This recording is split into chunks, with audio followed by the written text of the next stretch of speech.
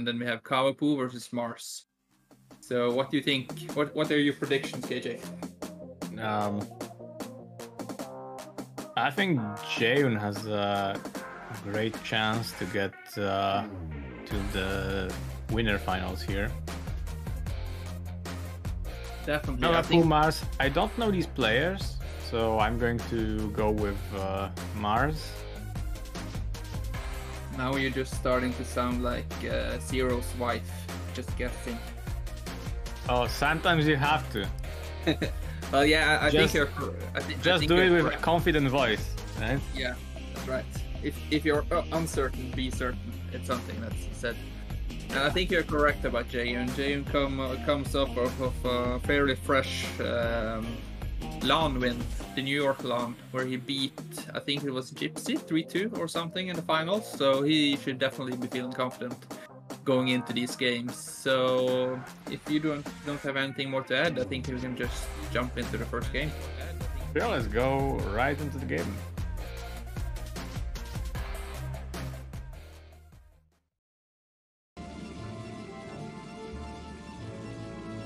Alright, we have Jaeyun as red Protoss in the 12 o'clock position.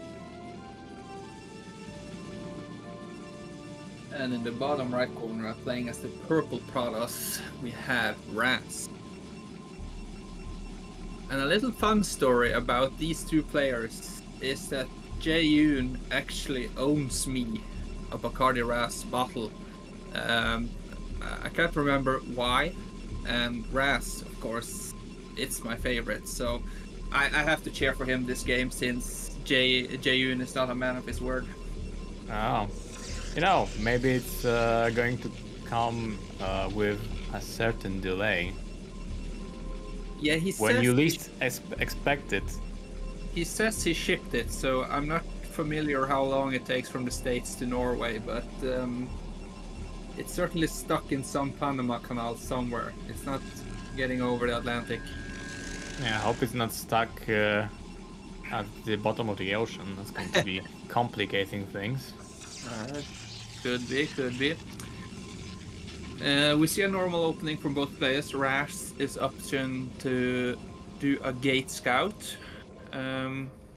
Last time we casted KJ, we did a few PvP. Do you think we're going to see some similar games to that, or do you hope that we see some different types of games today? I would expect standard games, but as I said, we get a second gate with no gas from Razz. Jaeyun opted to go for post-gas scout, so he got quite a lot of economy here. He already has cybercore going on. Razz, in the meantime, probably happy seeing that his opponent didn't open two gates. The rush distance isn't that big. Yeah, did we? I don't think we saw a 2-gate versus 1-gate opening last time. I think it was pretty similar openings. So yeah, it's going to be interesting to see how much damage Razz can inflict on Jaeyun. Yeah, I saw 2-gate versus 1-gate yesterday, so it can go both ways. So let's see micro from Razz and micro from Jaeyun, who now scouted the 2-gate. Yeah, it looks like Razz is doing that bonnet build with the 3 salads and then gas and adding the cybernetics core as fast as you can. So he will try to apply some pressure with his first 3 salads and hopefully kill some probes, which is crucial when you're doing this type of push to kind of mess up the other person's economy. Yeah, maybe in chaos, Jaeyun is going to have some, difficulty getting those probes out, because there are going to be more pressing issues in his main at the moment. Oh, blocking the Dragoon, and you can see Jay was pretty fast out on the map to get those early shots off the salads. Razz ignoring that and going for the probes. Yeah, and already economic damage, even if no prop falls. One. Simply forcing that drill is already paying off. 2. Yeah, like you said, it's paying off. He's slowing down, and he kind of needs to do that to buy his own time to get those. He need at least 4 Dragoons to be able to hold Jaeyun's push if he decides to move out. And Jaeyun will have the range advantage as well. Yeah, but in the meantime, Razz having a tidbit stronger economy. Getting those 4 goons soon. I wonder if we're going to see DTs from Razz. Although it does look like he's preparing for an expansion. And you can see Jaeyun is expecting DTs, so his observatory is already on the way. We sometimes it's the normal, the normal fallback. When you open 2 gates, you either do the Dragoon expansion or you do DTs.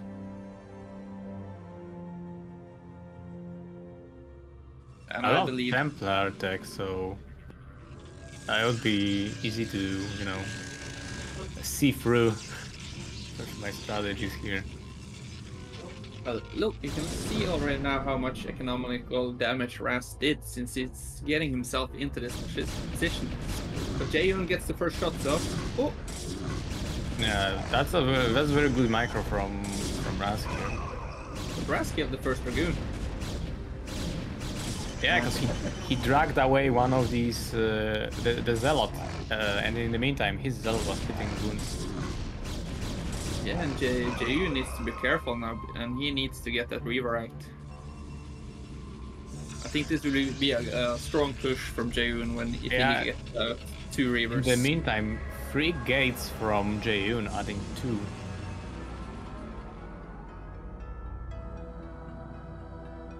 I think the timing of Jaeyun will be crucial, and Razz is kind of on a timer as well. If he can do some serious damage right now, he could end the game already here. Yeah, 3 picks, definitely not what Jaeyun wanted. Shuttle is out.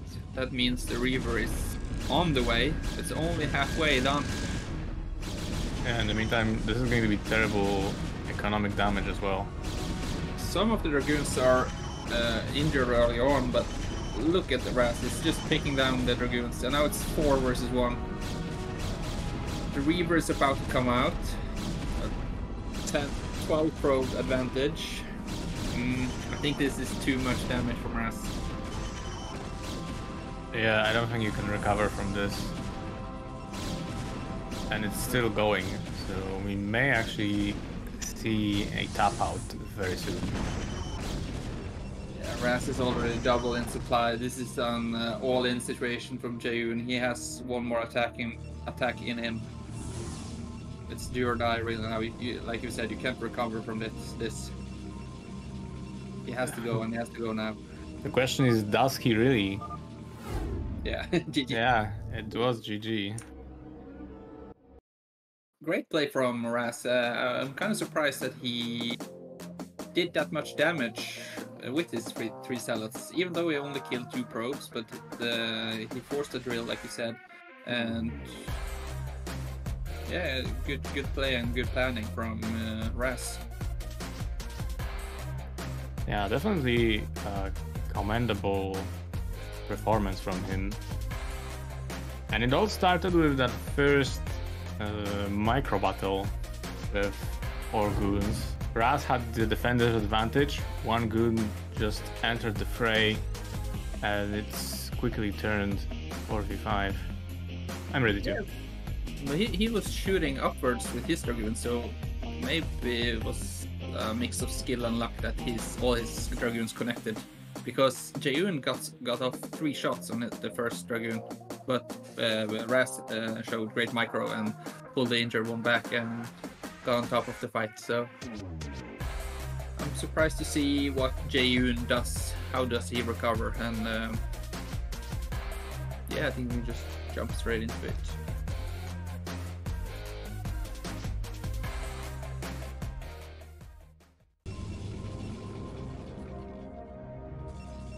Okay, top right corner we have our purple Protoss Razz.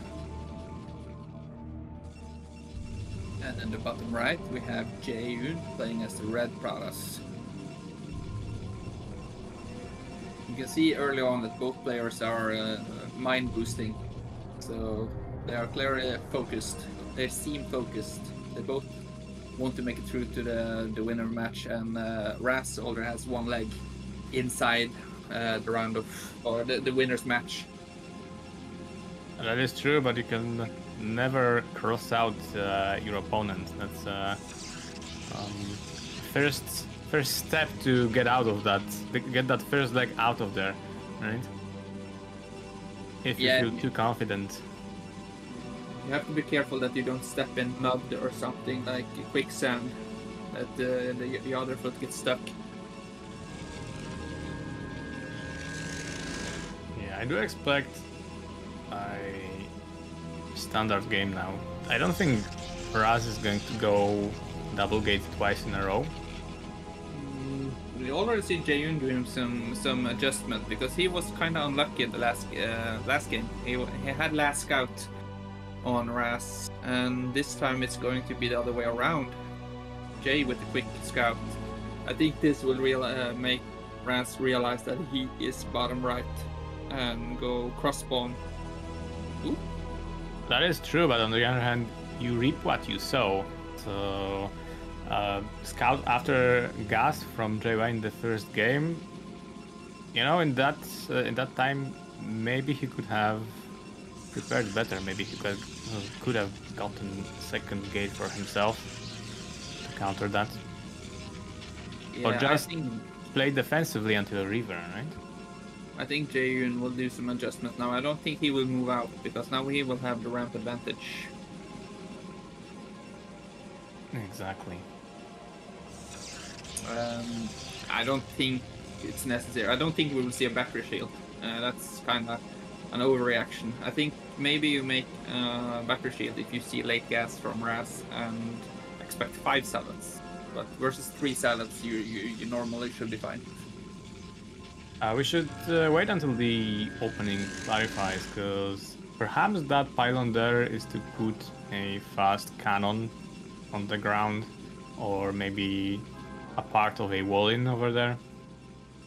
Although for wall-in, I guess it would have to be a little bit more to the south. Yeah, but he needs to be careful. Like, if you make a wall on the ramp, you could end up blocking your own Dragoon. Yeah, that was a very nice prop snipe. Very good Very snipe nice. from Jaeyun. And it is indeed a battery. It's the caster curse. Like, I just say stuff to make the players do it. So if you want something to happen in this game, KJ, just say like, I believe Razz is going to make DTs after this. Let me get DTs. Yeah, you know, I don't say things that suggest that I'm certain that something's going to happen, and then you can't be wrong. Yeah, the Zealous gets in. Great micro from Jaeyun. Yeah, Also the Zealous great are micro. battered. We'll see how probe defense is going to end up this time. Good drill. So far, no dead probes. Okay, 1. This looks like the only catch that this Zealot is going to have. Yeah, he only gets 1, and Jaeyun also has a probe inside Razz base, so he knows it's not an ET follow-up yet. So that's a great scout for Razz, but no, for Jaeyun. Ooh. Someone is going DTs. Yeah, always an option. Very scary one too. I think We'll see. maybe Jaeyun thinks Razz is going for the same opener with the expansion. Or maybe we're going to see DTs covering an expansion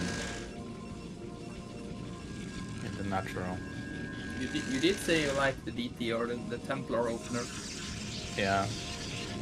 For the longest time, this was my favorite opening in the PvP, to cover your grounds before you get better defenses on the low ground there for your expansion. You see a similar move out. Maybe it's just taking the high ground to get a slightly advantage before taking his Nexus. Yeah, that's a nice army positioning. In the meantime, Robo facility. Yeah, and it's a quick Nexus. Yeah, I think both players are reading this game pretty well. Razz is kind of expecting the DTs, but that's we'll a see lot for how you. this turns out. Yeah, that's what happens when you tech, right?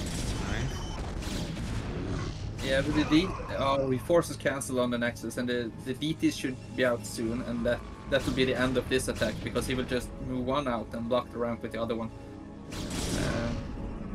Yeah, not sure if this was a good cancel, because it had to be like half done at least. I think with 2 DTs very close to being ready, it will be defended anyway.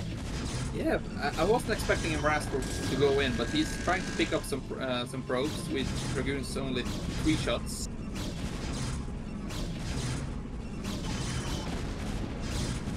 Yeah, these probes should have been evacuated. That's terrible damage to his eco. Yeah, it did tremendous damage. Ooh. He even killed his own probe. I'm a very unfortunate misclick. Server almost done. Yeah, so the DT is not going to go in. Ooh. It's a good block from Razz.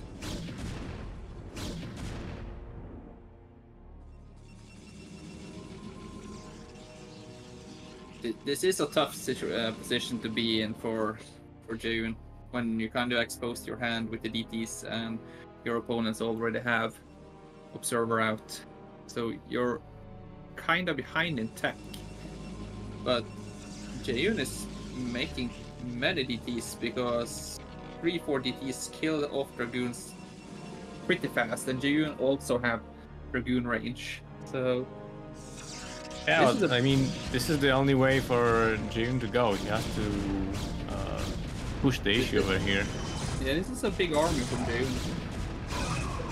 Yeah, those DTs do change a lot, 40 damage per hit. But a lot may not be enough. And we can see, I guess we will see Jaeyun tapping out very soon, because he's in a really bad spot right now. Yeah, but he's taking expansion behind this as well, and he's kind of recovered in probes. He's keeping his production up pretty good. Oh, 2 additional DTs, I didn't see that coming. This is forcing a drill from Razz. So this is exactly what Jaeyun needed to get back in the game. Yeah, and those probes are dead. Oh, he didn't micro it.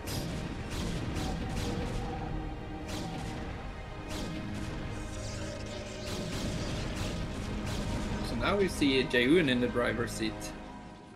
Yeah, so he initially, like, I feel like this double DT build is for a defensive stance, and having those goons up ahead like that, that's a very dangerous position, especially if you don't know what your opponent is doing, because they may as well go for a free gate at that point, skipping tech, and being exposed like that, it's natural that you're going to be outnumbered quite a lot. I think Razz was caught kind of off guard. I don't think he was expecting that many DTs to be made after showing his hand. So I think that was a great move from Jaeyun. Yeah, he handled it in an impressive way, and he's ahead in economy. Sometimes counter the DT, you sometimes make Observer and then DTs yourself, like we can see Razz is doing, but Jaeyun is already on top of it, and has his own robotics, and maybe we'll see DP drop or server because storm drop. Yeah, what I think Razz should have done before, that's DT drop. He was ahead, so going defensive, making some kind of a wall in for the next few minutes, that was the way to go, because if he kills the cannon, I'm gonna go straight for Robotniks. I think. Or for the pylon, it's going to be faster than killing the robo. Yeah, you think so? Yeah, pylon has 300. Oh, it's so close. Yeah, so that was a misplay from Razz here. You definitely always go for the quicker kill. Yeah, I'm taking notes now in my notebook, in my PvP notebook here. Kill pylons. I would have attacked the Robotniks myself to go straight for it. Like, in full panic mode, like, oh, he has observers on the way, I have to kill the Robotniks. Yeah, that's the first thought, right? You don't really think about the pylon in the heat of moment. But that's PvP for you. It's about thinking about those silly little details in all of the chaos. So killing the pylon would be end of the game, basically. Because from that spot, you would be able to destroy the pylons that power gates, then you have no more units. Or rather, no more unit production. It's the same like thinking in terms of when you have to defend. What is your current stance in the matchup? These are very tricky with PvP. Big storm. Yeah, you're absolutely correct. This grass needs to be built up against the server.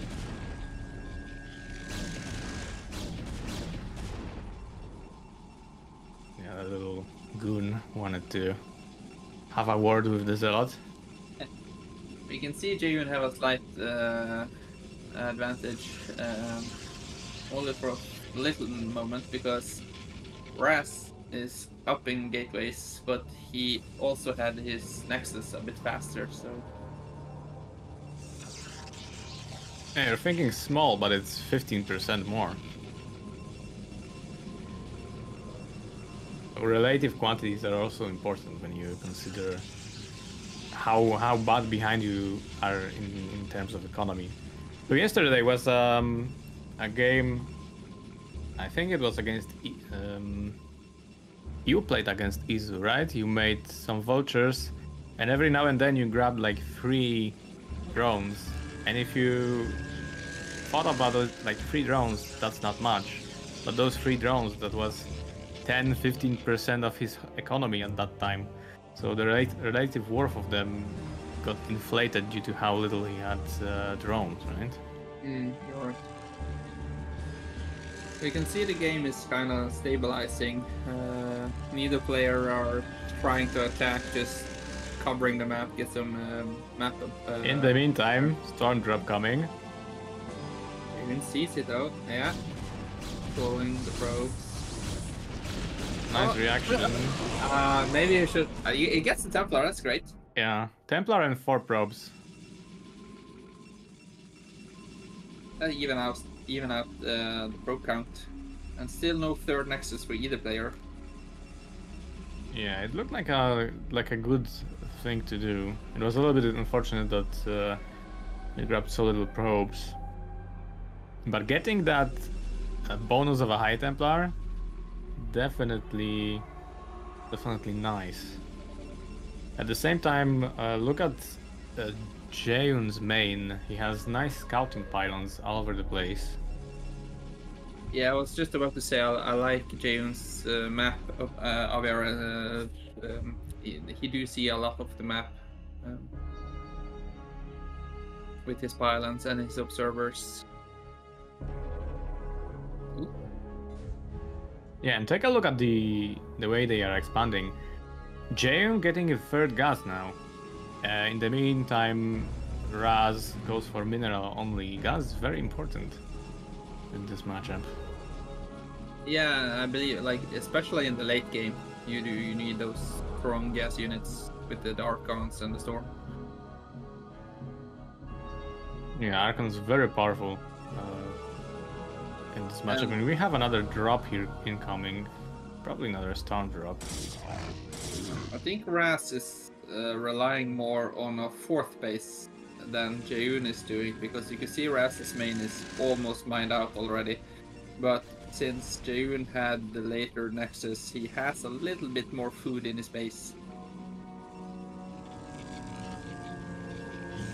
Yeah, that's a good catch. In the meantime, 6 o'clock scouted by Razz. And you can see the amount of cannons Jaeyun is putting down. He do not want to have to focus on those storm drops. He's relying that the cannons are just doing the job for him. Yeah, but at the same time, yeah, we have a new drop coming. But look at the probes, 59 to 50, 20% advantage. That's a powerhouse from Jaeyun here. Let's see if the question is, oh no. Yes. The paradox of having cannons and feeling safe. Well, he was feeling safe, he just wasn't. Yeah. That is the exact problem of cannons for Protoss. Ooh.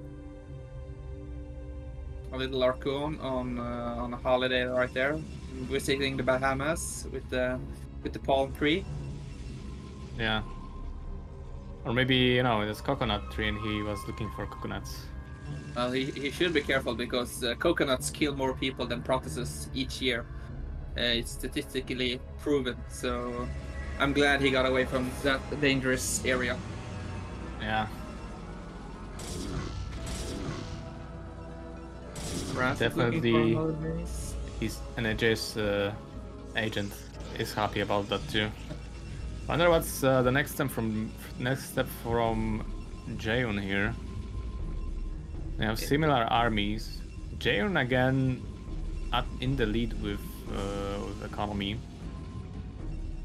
It seems like both players are kind of waiting for the other one to make the first move, because they are both set up in great defensive positions, so they're kind of waiting for that first mistake from one of the players. I think Razz needs to check one of his gateways, because he constantly keeps sending one unit south. I'm not sure if it's deliberate or a slight misclick. Yeah, in the meantime, Jaeyun trying to cancel that 12 o'clock base. He won't succeed. Too much HP already. Yeah, and this is exactly what bugs me with canceling that first Nexus from Jaeyun, because I'm pretty sure it would be, you know, safe enough. And at the same time, some shenanigans from Razz in the bottom left corner here. Yeah, I like this move. Unfortunately, Jay sees it and it's already on top of it. And this gives Jaeyun a great position on that ramp to get a second main up later in the game.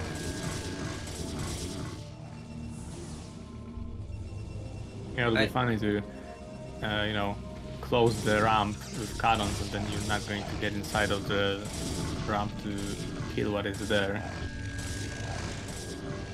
I do think we'll see one big attack, and GG. I think that's what we're waiting for.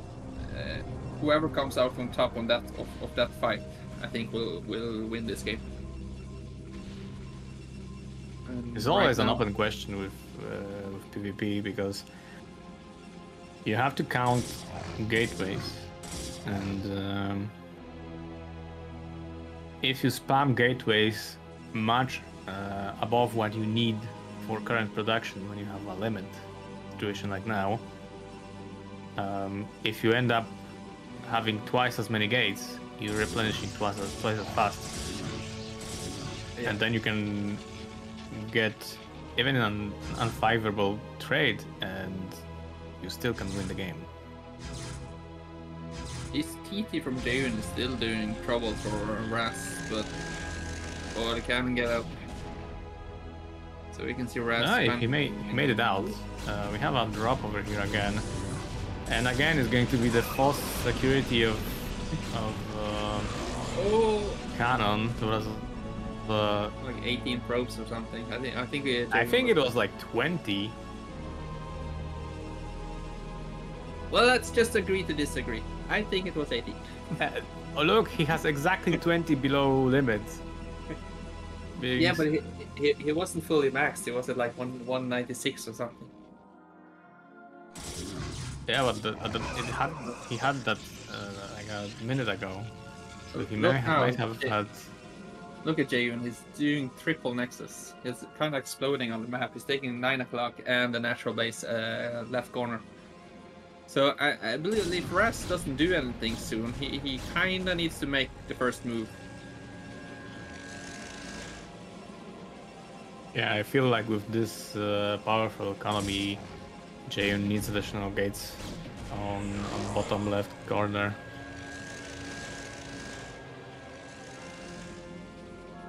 He's already kind of saturated bottom left.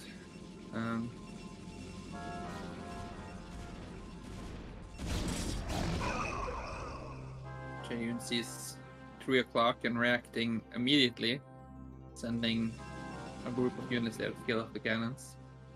It was an interesting decision to bomb cannon first without sending any army here.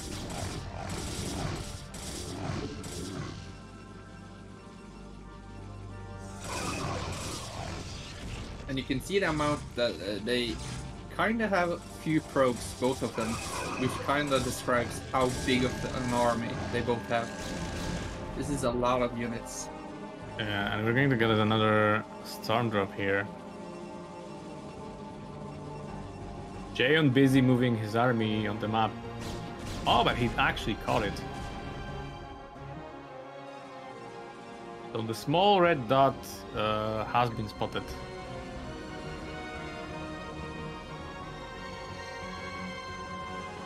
Slight upgrade advantage as well from Jaeyun. He's 3-2. I think Razz is slightly behind, but he's trying to catch up.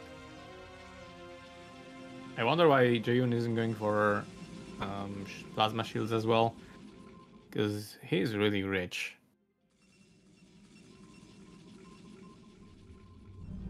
I don't think you should allow yourself to waste these opportunities. That DT can kill those Templars over there. Yeah, there's no observer. One. Yeah, that's one Templar. And Razz is going to counter the mineral only. Yeah, we're seeing a base trade kinda. Jaeyun realized that he kinda have to fall back, leaving some units on the top left corner. Yeah, but he evacuated all of the probes. Razz didn't do that. We need to get a server with this army yesterday. You know how it is with deadlines. Yeah. Another confused Archon, and now we can see Jaeyun making the way all the way home to save himself. Razz is struggling to get up the ramp, but the gates are placed in such a good manner that it's hard to move his entire army up the ramp without them. At the same time, his army is going to be split now. Half of it is fighting the army, half of it is hitting the racks over here. And I think Jaeyun should have just popped some DTs over here. I do have an arbiter then, and we saw a slight macro split from Razz. He was banking quite a lot of money during this fight, and you can see Jaeyun is double in supply right now. Yeah, that's the brutal nature of PvP. But that is why I advocate getting a second set of gateways. And we have a GG, so it's 1-1, I expect. Razz did not believe. Yeah, late PvP is kind of like you said, it's turning into TvP, that you want those extra gates in another main so you can make 200 pretty fast. And that's also kind of a safety tool, because if you're getting a recall to your base, you just go to the second base, place the important tech buildings, and you're ready to go. Even if you lose the entire main. We're ready. Ready?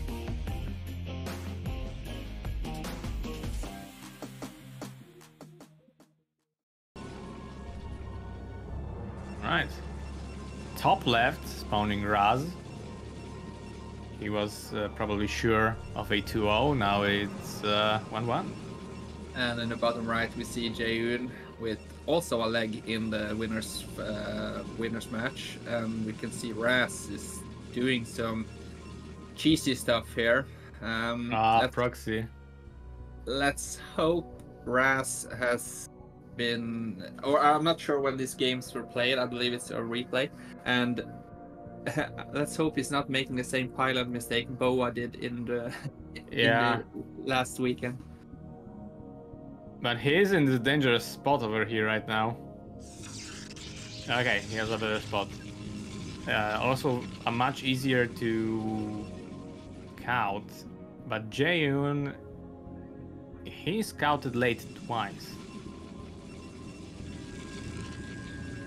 Yeah, it's depending if he's doing gate scout. He wants to make his gate pretty forward, so we have a fast scout. Ooh. Oh! This is unlucky for us. That's going to be a fast game. Because the second gateway is going to probably be coming very soon. That is awful. Not only did Razz sacrifice economy, if he loses this pylon, he loses the game, basically. And he had his gate later. Jay blocked the second gate, and Razz option to not build it anyway. And now we have two gates versus one, and Jaeyun and a minor pylon. Yeah, oh, he trapped himself. And then he pushed the other one out. Nothing he had to cancel the pylon, but the zealot for Jaeyun is going to be slightly faster, because I think it was like 2, maybe 3 seconds earlier that gate was ready. Yeah, I'm not sure what Razz is hoping to accomplish here. It's still 2 gates versus 1, even though he blocks the mineral line. It's going to be really tough. I think the only way for him is to buy as much time with these two minor pylons, with that one zealot, and your job here is to keep the zealot alive as long as possible. Right? Run away from these probes immediately. Because it's free econo damage, and Razz needs to get back into the game. He has his new Nexus on the main. The saving grace for him is that Jaeyun is not going to have any tech anytime soon, so they're going to be techless, both of them. Jaeyun here recognized that he has the gate advantage, so he sent out the salad that's moving top left, and that's going to be hard for Razz to hold. Yeah, especially that Razz is going to go for 2 micro battles at the same time, because he won't have zealots initially to defend, and in the meantime there are 4 zealots here to fight these 2. Yeah, so halfway done. Did he really? Yeah, he's pulling pros, so, but he's forgetting about zealots in Jaeyun's base. Yeah, it's much easier to handle a single zealot in your enemy base where there are only probes than running around with zealots dancing between 4 enemies at a time. He did have probe advantage, Razz, but he did lose 2. But he gets 1, but we see Jaeyun starting his gas, and the Zealot is still alive in Razz's base. Yeah, at the same time, I think at least one Zealot should be hitting that pylon on the log ramp. There's no reason for you to have all 5 of these Zealots fighting 2 Zealots. Or they're 2 to fight one, or they're 2 to fight the other one, and the rest hits the pylon, and then the aggression is finished, and you have a big advantage with army. So the defender's advantage isn't going to be that big for Razz as you arrive there, and you can actually go up the ramp if you really want it. But I don't think you need to do so. No, like I said, I think it was a bit overreaction from Jaeyun, slightly scared. You can see he knows he has a big advantage, so he's kind of not taking any risks either, because he's not sending out all of his army. He's sitting back on the ramp with 2 of them. So Jaeyun is feeling pretty comfortable now, so he just don't want to lose to something stupid when he's in such a good shape. Yeah, at the same time, you allow Razz to get back into the game if you don't put any pressure.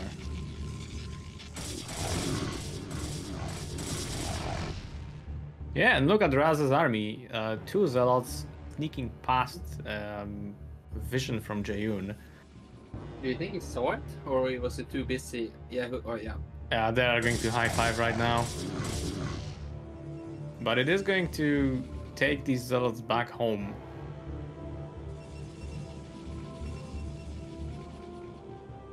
And time is the most precious resource for Razz right now, I think. Oh, he gets in. Yeah, and it wasn't a clean hold. This needs to be some miracle Zealots now. We need to see 5 probes killed. These Zealots need to do God's work right now. Yeah, I do expect this is going to be RoboBay over here that we see. Oh, it's a pylon. Yeah, he has the robo on the ramp. That's a robo on the way. Oh, okay. So that's a powerful defensive move. You get this first Reaver right next to the ramp, or maybe the first Observer, whatever Jaeyun will choose.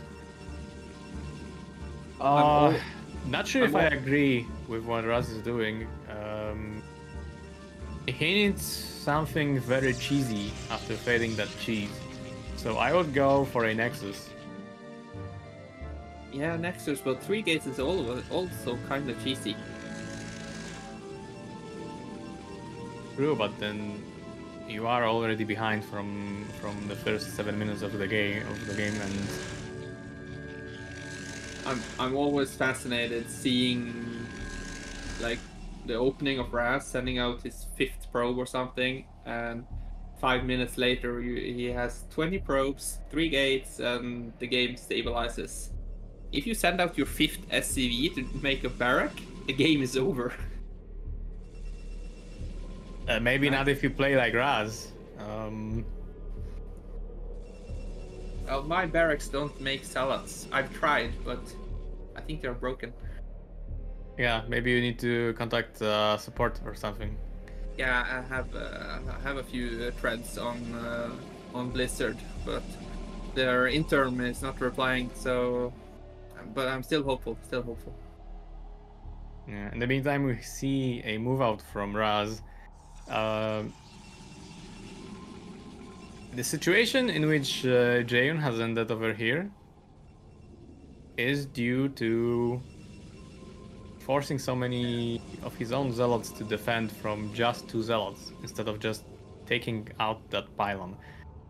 He is playing a lot more defensive than I would have thought. He could have taken this fight below the ramp because he has more army. Yeah. Yeah, but that is the thing. Razz got into his head. And you could see it with the first defense against the proxy. It was scouted and it still did so much damage. Now we have the Nexus. Now it comes down to how much damage can the Reaver do, and will it shoot down the ramp? I don't think it has to shoot down, because you have the shuttle. You can just walk down and pop it. for it to actually hit something. Zealot hit, not a good choice. Not a good target. Reaver's almost dead. Good micro though, hiding it. And Jaeyun is going to make. Yeah, he needs to be careful over the bridge. Sometimes the Dragoons get stuck on these bridges and. Yeah, like in case of Dragoons, it's not artificial intelligence, it's authentic stupidity. Sometimes you can feel. What is the stupidest unit you think? Scarab and then Dragoon, and then I think the Goliath is on third place. I believe the Goliath is pretty like vengeful. If he sees an enemy, he will follow it to its grave. Like he's like, I'm on a mission, I have to kill this unit, and then all you see a Goliath on the cross of the map, wondering what is he doing? Ah, yeah, I saw a scout or a scourge or something. Yeah, I put Goliath in third place because they are awful to micro, because I did try it. But at least they don't lock like Goons can. Because Goon can just lock infinitely, and you have to hit hold or stop for it to actually unlock. So right. Dragon is a very fun unit to micro, but with thousands of games in practice, you can avoid that entirely. Razz needs to be careful right now. He lost 4 Dragoons for free, and with a bit of luck and a little bit focus, he could actually snipe that shuttle, because Jaeyun was focusing on the Dragoons. But let's see, he has a good concave right here. Yeah, you shouldn't. Choke points score more lives of Protoss than any other thing in the game, I think. And I did it as well. Protoss players love getting into a choke point. Razz only has 2 on gas. I'm not sure if he did it on purpose or just a mistake. It might have been one of the casualties of the first Zealot too, and he just didn't notice. He didn't have gas at the time when the Zealots were there. Oh, so Zealot was dead. As okay, missed that one. So a good catch. But he will realize it sooner or later when he's trying to make gas units and can't quite figure out why he's so short on gas. But he's 5 gates, I believe. Jaeyun is 3, maybe 4. 5 coming as well. But Jaeyun has a big probe supply, or probe advantage. And Jaeyun has 4 Reavers versus 1 of Razz's right now. Yeah, 4. Oh. It's definitely not a place mentally when you want to be in case of Jaeyun, because it was a free game donated by Razz, and it's 13 minutes into the game and the game still is going on. Jaeyun having a much stronger economy, but this can change really soon. Our great observer points out that this is the old version of Dark Origins, so Razz clearly needs to call for a replay or something if he loses this game. Yeah. I don't know if you saw that. The first Scarab hit 4 probes, and the second Scarab was hugging one of the probes for 10 seconds and then dealt no damage. So this is why Reaver has the worst AI in the entire game. Yeah, let's see now how smart Jaeyun's Reavers are. He has 4 of them with a combined EQ of 50. They have 12.5 each. So let's see if they can work together. Oh, look at this. The backstamp from Jaeyun is going to be scouted by the Nexus of all things. Reavers up front, so this is a scary push. Look at this. Yeah. No shuttle for Razz. No shuttle. Ooh. Just walking in there. Oh, but that can be a free donation of the rivers. Having 4 rivers is a double-edged sword. Razz rivers got cleaned up very quickly because of no shuttle. But having microing those 4 rivers is travesty. And we have a GG. So my prediction did work out in the end. It did. Okay, that's big congratulations to Jaeyun making it into the winners match, facing off Cavapoo or Maars. At the same time, Razz incredible mind plays, and he has an eagle eye to spot those moments of weakness from the opponent and abusing it to the max. Absolutely, I believe Razz came back from a big disadvantage and he did what he could do to even out the game.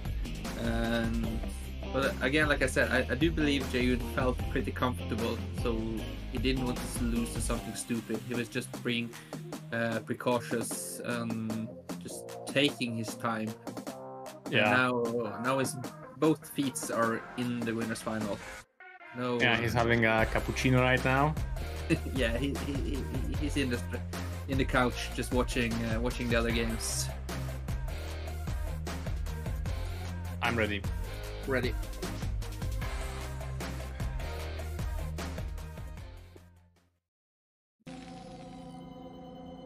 Okay, 12 o'clock. Maars, a brave Terran warrior over here spawning as purple. And in the bottom right, we have Kava playing as the brown Zerg. Kava, making me thirsty. Isn't that some kind of champagne or something? Depends on language. It may be many things. Well, if the language is alcohol, I believe it's a champagne.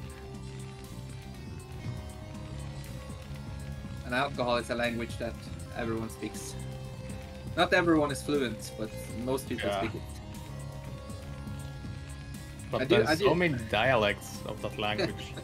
Yeah, that's right. Okay, I was going to say I do hope we see. I like this map for an 8-rack because it's kind of easy to defend off and make a wall after if your 8-rack doesn't do any much damage. But I know Maars is a strong bio player, so I think we'll see Marine Medics in this first game. Yeah, as I said, I do expect we're going to see a winner finals game, Maars versus Jaeyun, but can't be always. So I would be happy to see some kind of divergence from what I anticipate over here. In the meantime, is that going to be 2 hatches before pool? No, it was just yeah, 12 hatch, 11 pool, 10 gas.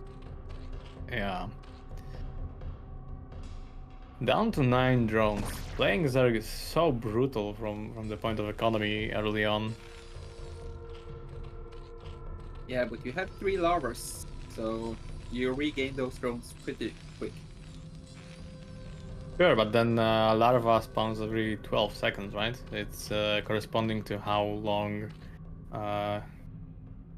a probe is being built. So if you go continuously, it's basically the same speed. Yeah. But then you can't place a supply OV. You actually have to hatch it from the same kind of an egg. And we got a CC down very quickly from Maars. I do believe like you don't need same amount of drones like you do SCVs because the drones mine slightly faster. Yeah, actually I checked that out on Wikipedia one day. The fastest miners are actually probes.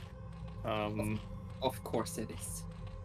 But to make chat home down, these are differences in terms of like 1 mineral per minute with a good saturation of workers.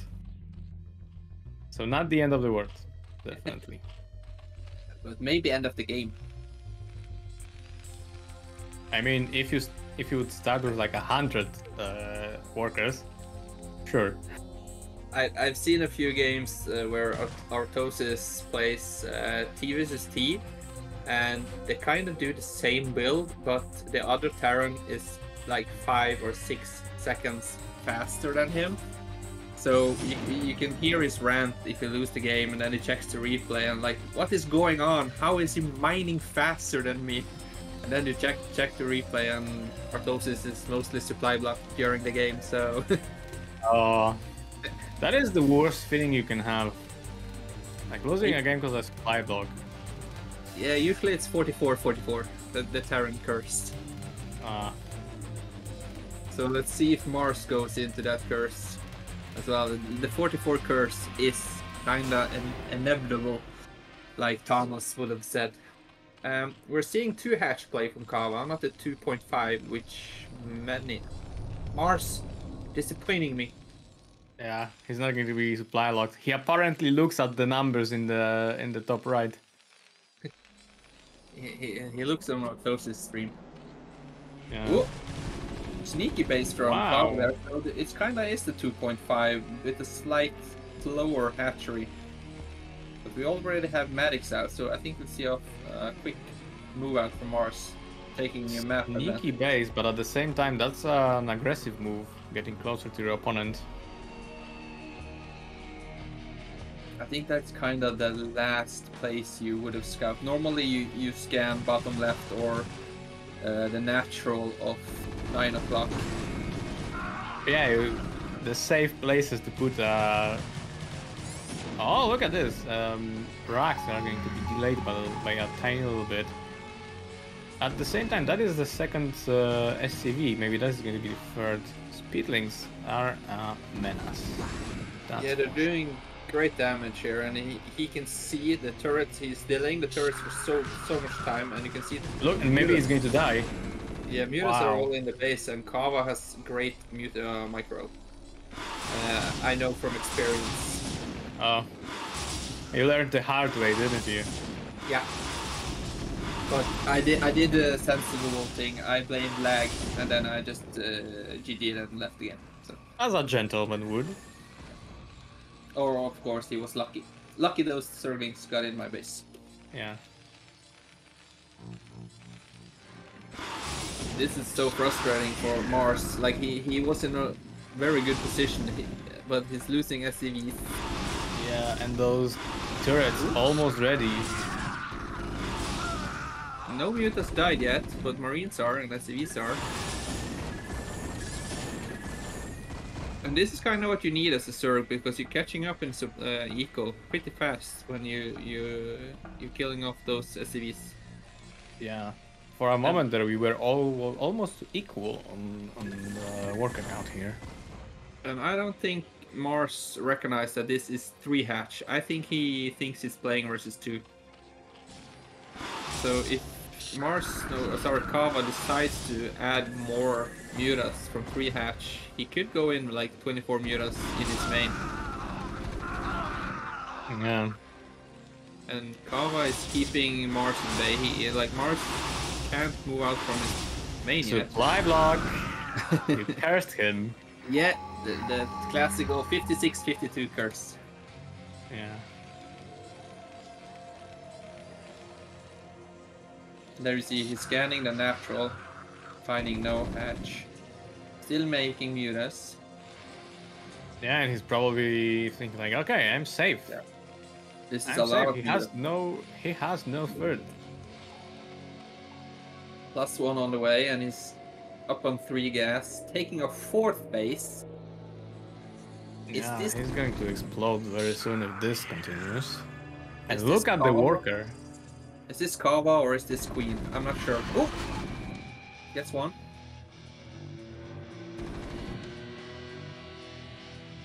bit of a sticky situation here for Cava. Yeah, but those medics are looking tired. Really low on energy. Ah, gets the one. Gets another one. Great pickup from Maars there. Not shooting. Gets another one. But he holds him at bay all of the time. Yeah, Maars. Marine. Cava is buying the time that he needs to like build up his mute account. You can see he has a lot of units. He's not showing all of his mutes yet. And by the way, this can be French, and it's like "ça va." He's saying hi. How's it going? Because he's a cool guy. In the meantime, double robo with add-ons. Oh, look at this attack here. Yeah, you can see how strong the plus. I believe the +1 is finished, so that 2 hits the turret, so they go down so fast. What? He needs to counter-strike here. Oh, the colony was already in motion, so the Sunkens will be in time. So if he steams and moves on these Sunkens, he can just jump on top of them with the mutas. Yeah. It's another medic. I think this is the move from Kava now. I think he just needs to jump on those. Get the mutas. No, sorry, get the marines. So then we'll have total map control. Yeah, and that army is dead. And look how hard Cava was working not to show this expansion over here. That is right next to the Terran. Vessels on the way. They will not be in time unfortunately. And another big Mura fleet jumping on top of those turrets. Ooh. Yeah, and the irradiates are not going to be ready, and that may mean you can just pick off those 2 vessels. Yeah, they will not be irradiated in time. First vessel is out, second vessel is out. Yeah, the question is Cava going for the kill here? Yeah, it looks like it. I think this is too much damage. And he will only have 2 irradiates to save himself, and with a good split. Yeah, I'm saying it's only 2 irradiates, but yesterday... maybe it's not even 2 irradiates, it could be 0. Yeah. Above, down. So, as I said, like, they can get picked off before they do anything. And at the same time, his production is basically dead. Yeah, this time I think Maars is just planning. Typed out. Yeah, which map should I pick for the second game, and where did it go wrong? So I think he just spent that last minute thinking about what should I do for the next game. Yeah, processing the defeat. But a pretty convincing victory from Cava there, showing that this kid is a natural talent and he's not messing around. He wants to reach that winner's game and face up Jaeyun. Exactly. Yeah, you can't show any weakness to this guy. No, exactly.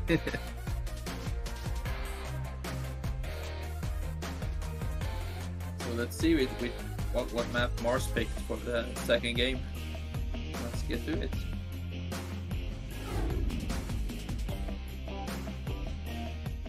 Holy point. Right, top right, Arzerg Cava 1-0 in the series right now.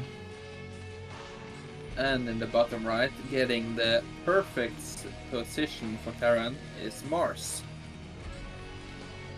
I love this position as Terran because you can wall off so easily and get your expansion up so much faster and much safer, I feel, than the other locations.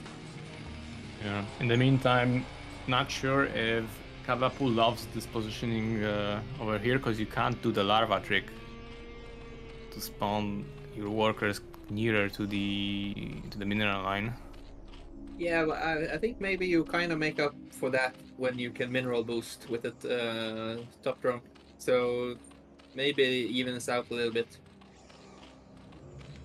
And you can see Maars doing the tight wall, the circling tight wall.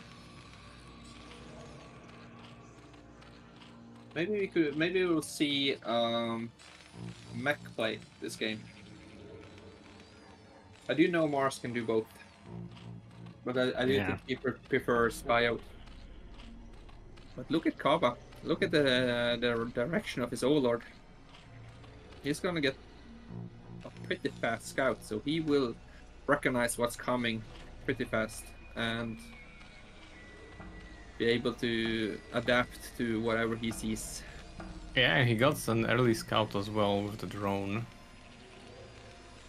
And what you also can do at the bottom right location as Maars, if the Zerg is bottom left and he is scouting the normal path, you could send your SCV at 6 o'clock and then you will see if there is no Lord. You just send your SCV top right, so you could find your opponent a lot faster than you normally would.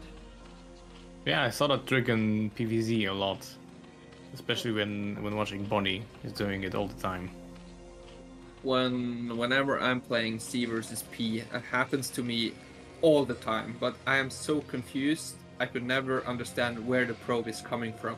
So I'm like, why is your probe there? You have to be over here. No? Then I scout that base. Nothing. And some sneaky players, those processes.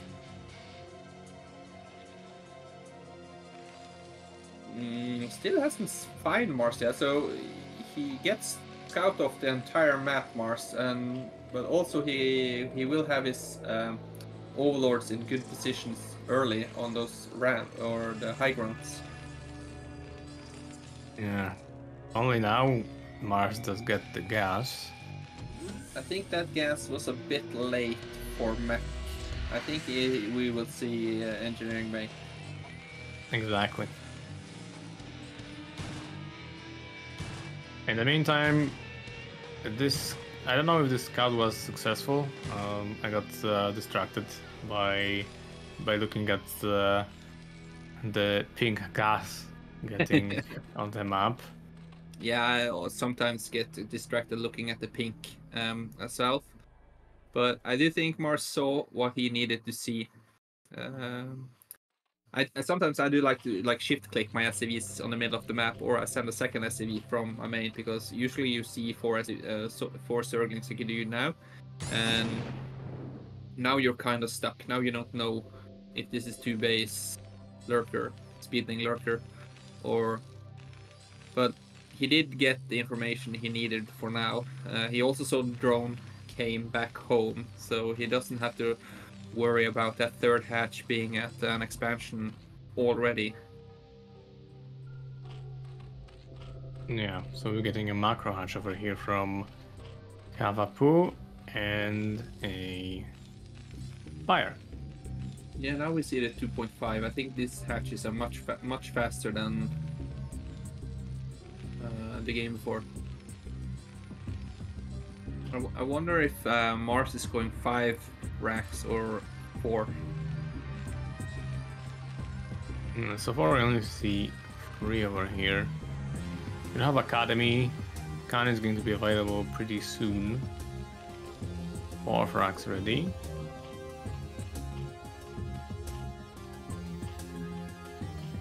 I feel like the 4-rack play is a lot easier to play than the 5-rack. That's just my opinion. You kind of have enough money to put down turrets at home. Usually when you make 5 racks, you have to be very active on the map, so the mutas can't attack you.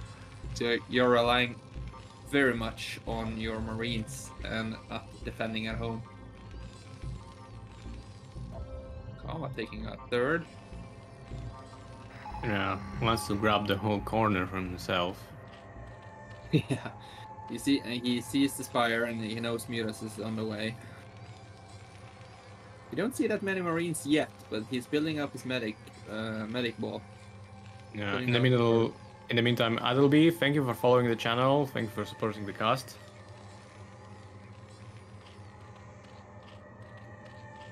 Yuta's almost done the first one, and plus 1 damage. 10% on the way already. And additional drones as well, so he's just making 5 mutas and forcing out a lot of turrets and droning up behind this. Confident move. Yeah, he picked in, or rather took a pick with Zerglings, and now they dance. Yeah, five mutas is what you need to one-shot a Marine. So he wants to keep Maars at home for as long as possible. And then I think as soon as he sees Maars moving out, he will either use those drones to make some sunkens or get 11 mutas. +1 already. The top left location was scanned, so Maars confirming that there's actually a third expansion ready. Because he probably also checked the timing of that hatchery. Now we see the additional mutas being made. Maars still not confident enough to get out on the map. Cava doing a great job with his mutas.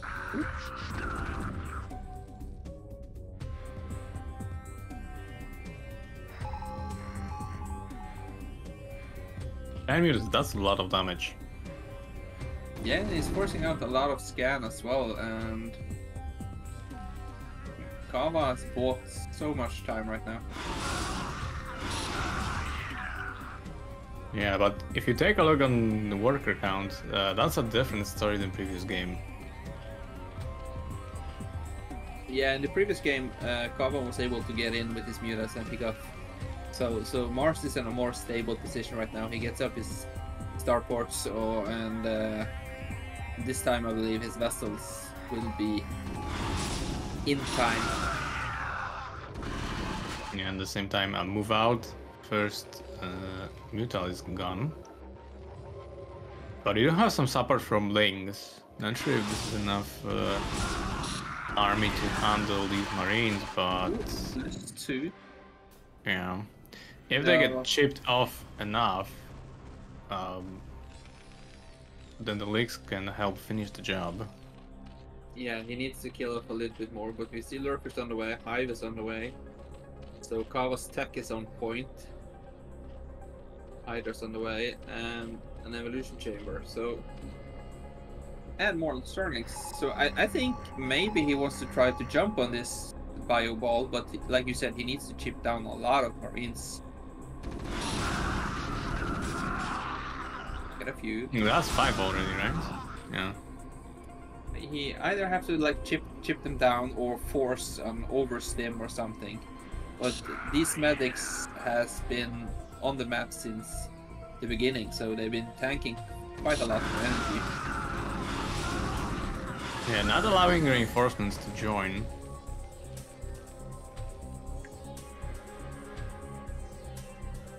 No, Cava has not let Maars get out of his base yet.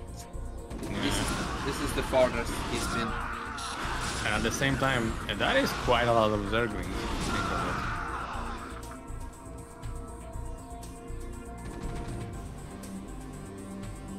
And behind this is banking up a lot of the Lurkers on the way. Yeah, we're going to see That's a lot. probably a Defiler mount soon as well. I think he made like 10 Lurkers or something in a Yeah, that's the Defiler mount, so the game is going to get a bit more complicated for the Terran very soon. You could see vessels. Cava poking a little bit around. Yeah, but it's 2 vessels and 10 Lurkers, so he needs to kind of get out in a better position before the Lurkers reach his base. Yeah, stacking up those Lurkers so you can't hit more than one of them with an Irradiate. Yeah, this is such an annoying move to be a Terran in this situation, and he's probably going to place an Overlord on top of those Lurkers. So when you finally get irradiated, you have only irradiated 1 Lurker and maybe an Overlord. Yeah, that's a very powerful play in itself. Very nice trick. But there are 2 Irradiates now ready. And I think there is some way, I'm not sure 100%, so I'm not going to be super confident saying this, but I believe you can see how many lurkers may be there. Yeah, Like, at the same time, a counter-strike here, denying the third. Sniping vessel. yeah, the Zerglings are doing just enough. And that's, he recognizes there's no medics there, so he just beats it up. Yeah, and they got just devoured. Although, wow. Ooh. First defiler's out, but like you said, they're ready. It is done. Gets it immediately. Ah, barrel. Nice. I guess that happens when you bring a pair of things in close to a gunfight. What happened on the third? Why don't you pick on some your own size? Bring out the battle cruisers. Yeah. I was actually thinking you were going to say Ultralisks. No, that's like bringing a bazooka to a knife fight. That's not even fair. It's a gunfair though. Well, we see a double expansion from Maars there. I do like that move. He's getting his Marines in a good position, not letting the Zerg run around on the map freely, and he's hitting those defilers. So I'm liking this item. You can also see the add-on for the sci-fi, so we will see the battle cruisers eventually. Drops incoming. In the meantime, 2 dropships being built right now. Terran having access to 3 gases, whereas pretty soon we have 4 gases for Zerg. Waddy, he normally says that Polypod is a very good map for battlecruisers because of the gas position, that you can pick up the gas without kind of being targeted by hydras or spores.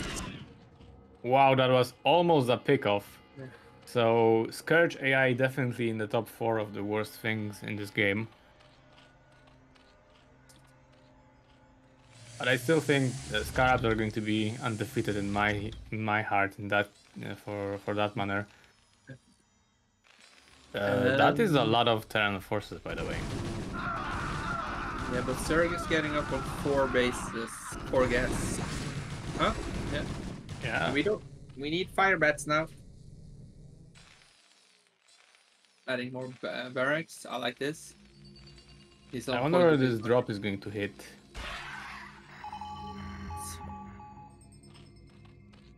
Is it going to try and snipe the Filer Mount, or is it just going to go for the top left over here?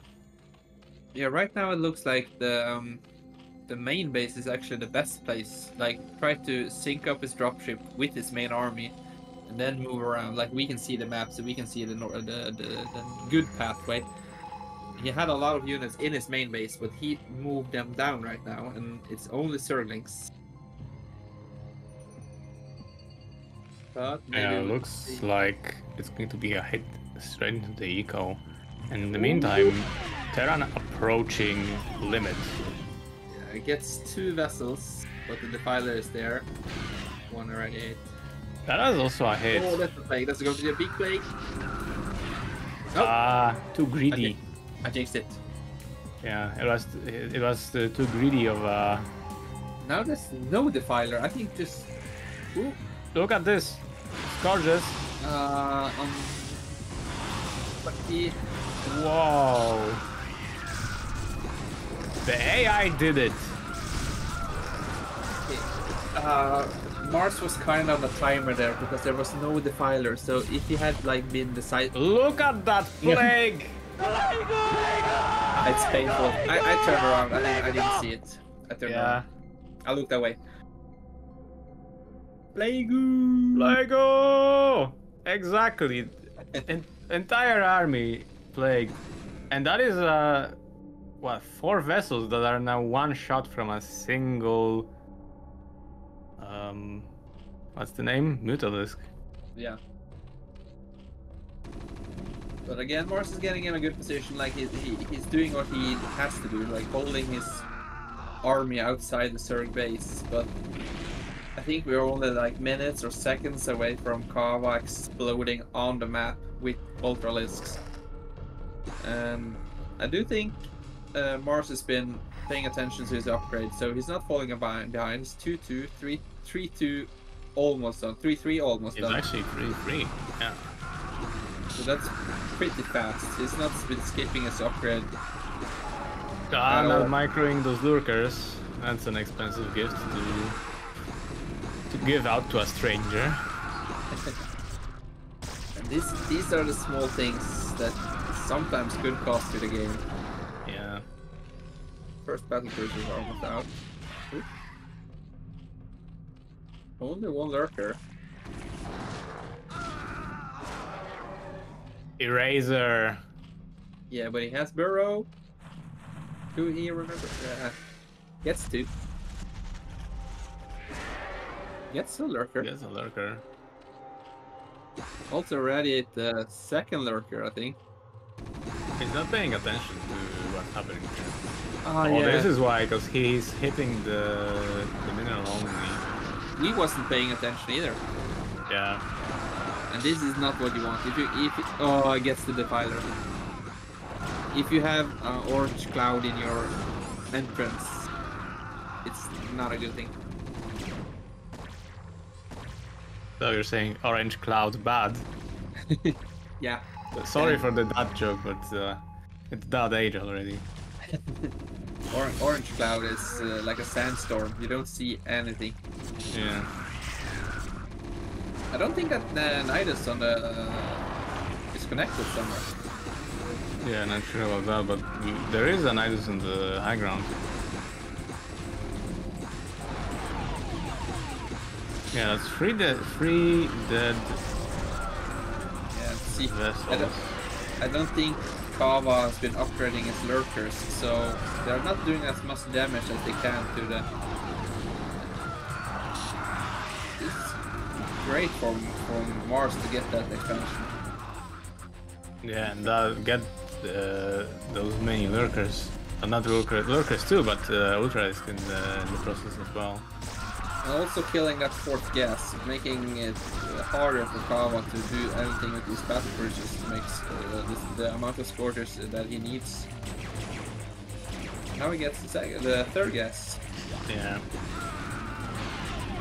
So exactly what you anticipated with harassing that gas production with battle cruisers. That was a lot of firebats.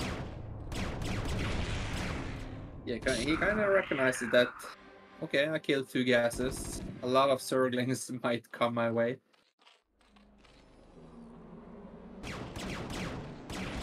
And now we know why those Ultralisks were such an easy prey to the 3-3 Marines, because there's only 1-2 upgrades on them so far.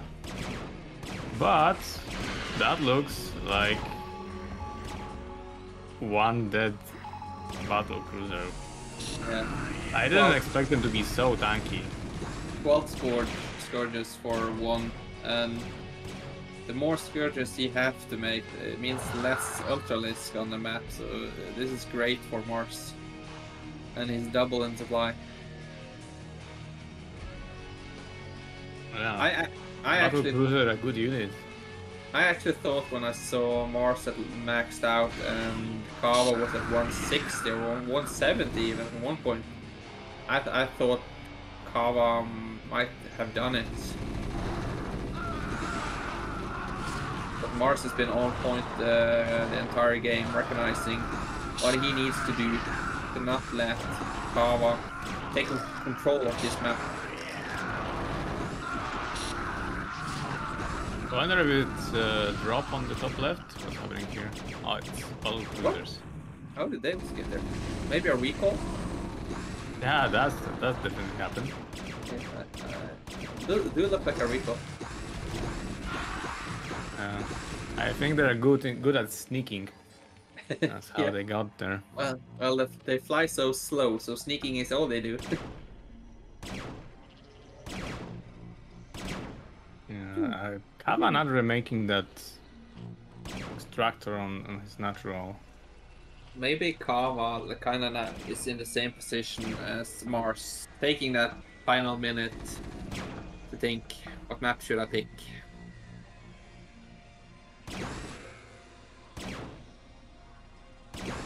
Yeah, but Yeah, GG. GG. Yeah, it's not PVZ where you can never sign off the Zerk. We got to a 1-1.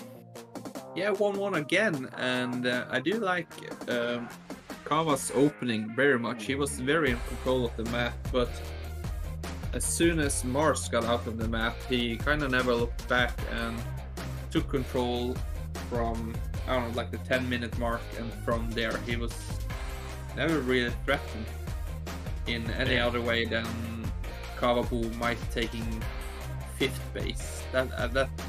Yeah, so a great game from both players, and I think we'll see an even better game now. That's my predictions. Yeah, we're ready. At the same time, I guess defending all of that economy by Maars was the key to all of that.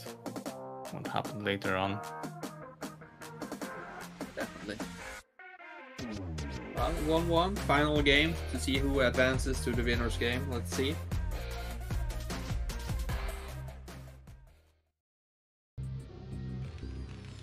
In the top right, Maars, who just equalized the series. And in the bottom right, we have Kava playing as the White Zerg. On Retro,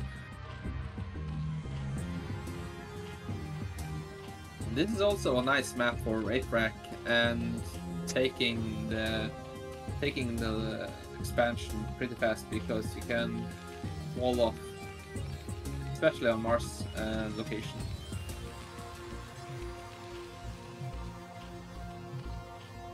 Yeah, I'm puzzled if the defense from Maars is going to be as strong as in the previous game. Yeah, now his base is a little bit more vulnerable to Muta harassment. And the Mutas will come to his base a lot faster.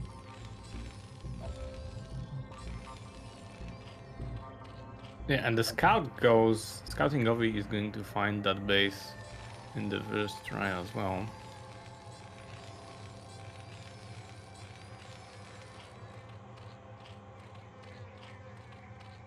I think we'll see some normal. I'm kind of disappointed that we are not seeing either an 8-rack or a mech play from Maars. Like, as a player who likes to mech myself, I want to see people other than myself do it, because I know I'm not doing the best version of it.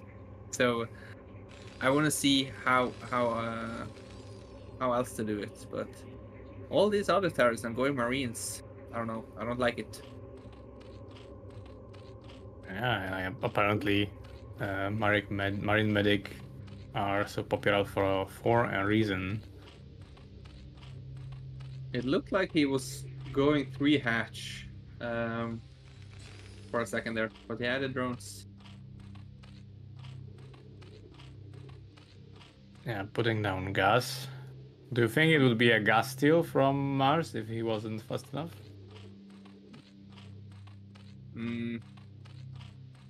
I don't think you earn that much on it, really. It can be annoying, and you will delay the timing a little bit, but you also delay yourself. So I sometimes gas steal, but I like that when I'm doing mech play, because then I delay the Mutas and force out maybe Hydras faster. It do looks like we're going to get a 2.5 hatch again from Kava. Same opening as the previous games, with the 4 Zerglings to hold off this SCV fast layer. And I think we will see the 3rd hatch coming down pretty soon. In the meantime, we get upgrade to their Is this 4 Zerglings? No, just 4. No, that's 6. Actually 6 things. I think he recognizes that this is more Zerglings than the previous game, so he is making a fast bunker. And it's a smart move from Cava to make those additional Zerglings from his expansion, because from the previous game he's only made 4, and if he surprises Maars with those 6, he can do a lot of damage. Ooh, I mean, forcing the bunker is probably worth it. Definitely.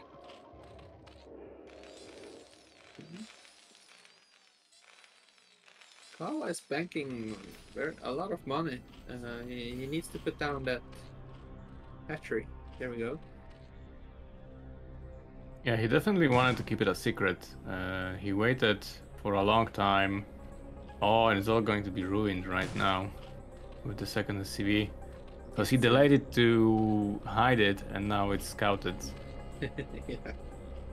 This is a good scout for Maars. He knows what he's up against right now.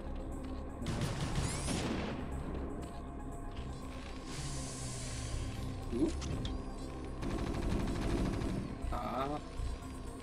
That's an actual move out.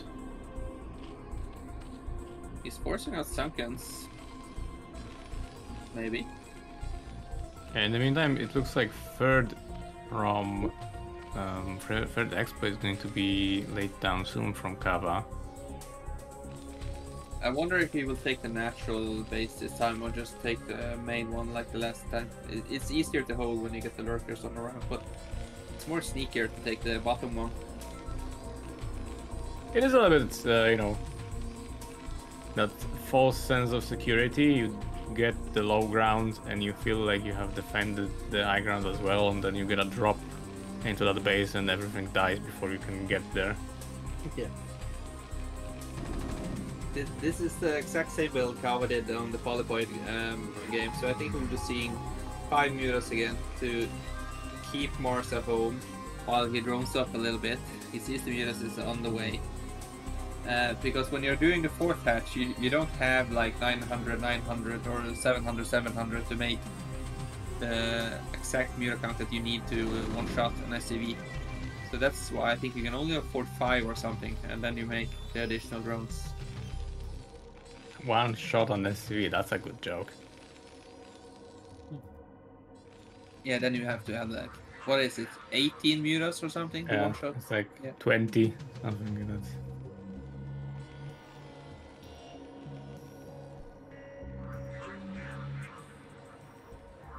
Yeah, you're one-shotting with 7. Nice if you fire all 7. Yeah, and not a medic in the mineral line. And poking around. There's always a random medic in the mineral line, because when you send home your scouting SCV, it's sometimes injured or something, so there's always a medic in your base.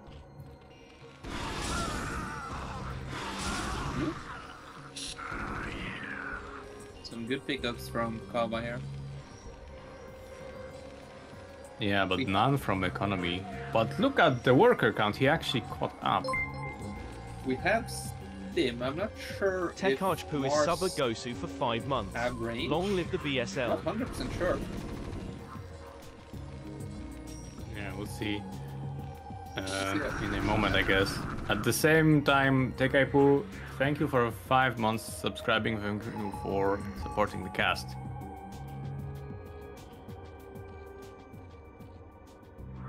Maars scanning the expo.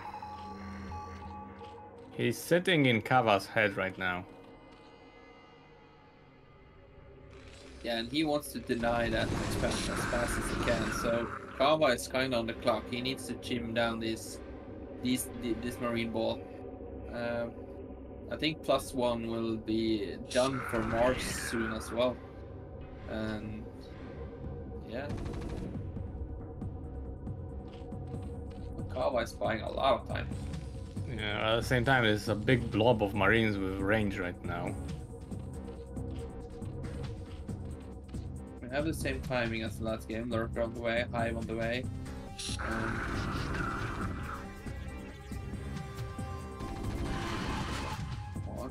First muta down.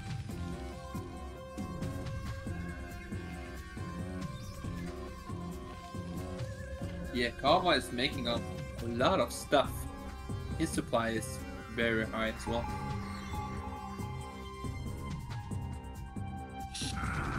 Yeah, it's 5 army supply behind now. Ooh, is that an overlord? Yep.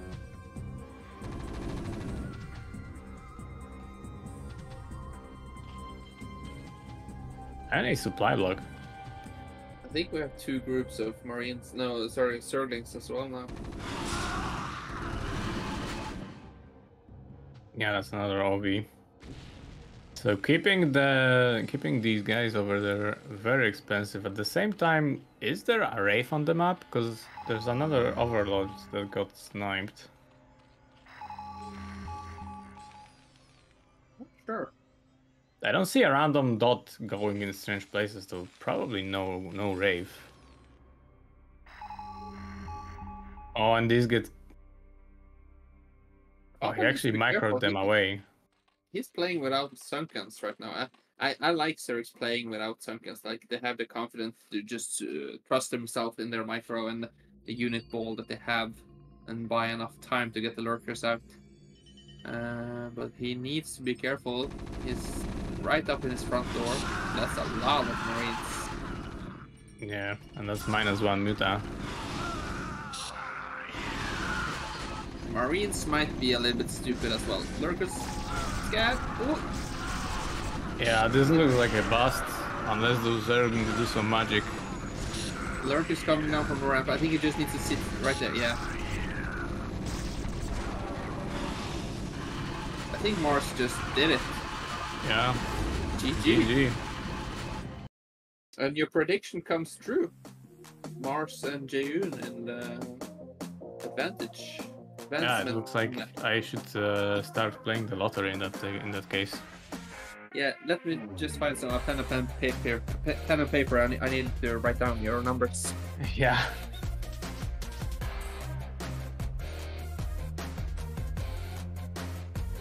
No, I'm I ready. can go.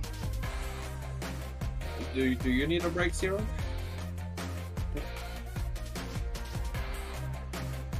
And Jaeyun versus Maars in the advancement match.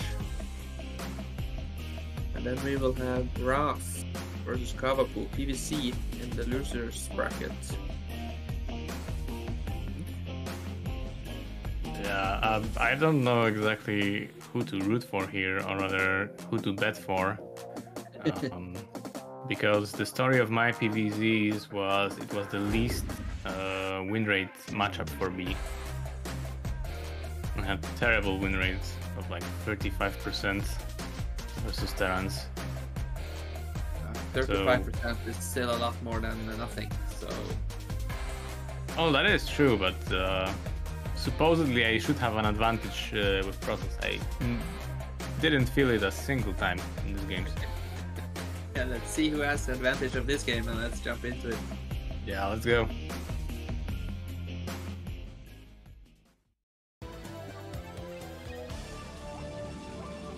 Top left, sorry, Jaeyun, brave Protoss, standing against the tanks. And in the bottom left, we have Maars, being true to his pink colors. It may serve him well. Maybe it's like superstition or something that he needs to be that color, the pink. Maybe it just calms him down or something. Yeah, I think so.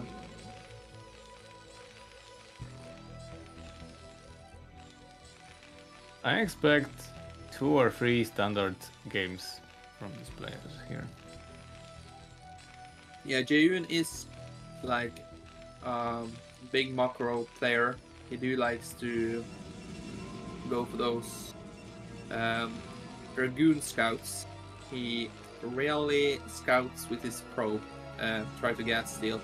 He wants to get those extra minerals out and just play safe. So I think we'll see a Dragoon scout first here.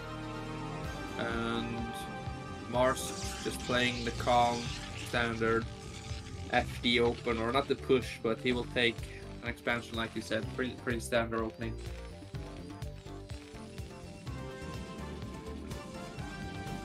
Maars clicking away 550 PM in the early stage of the game. Maybe it's Deska playing as the Terran.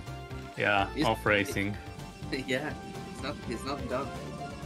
Yeah, he's trying to get first and second place in this tournament. Well, that's where the money is, so of course. Yeah, exactly. Well, Jaeyun, of course, listening in, so he sends out his probe, not with his Dragoon. So, what else should I tell them to do? Go carriers, maybe? Yeah, I think we'll see carriers. Well, So we're going to see DTs then? Probably. Well, first scout from both players, which is all good and annoying as a Terran player. Mostly annoying. Because that pesky probe shooting laser beams at this poor SCV. Yeah, on the other hand, you can micro at the SCV to like double the damage of a probe, right?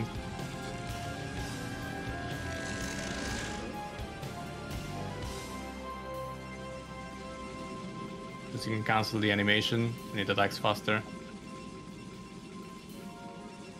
Yeah, but it shoots the not as far as the probe. So when you're trying to click on the probe is so far away from you. So yeah. But they do have both good. Oh, look at this!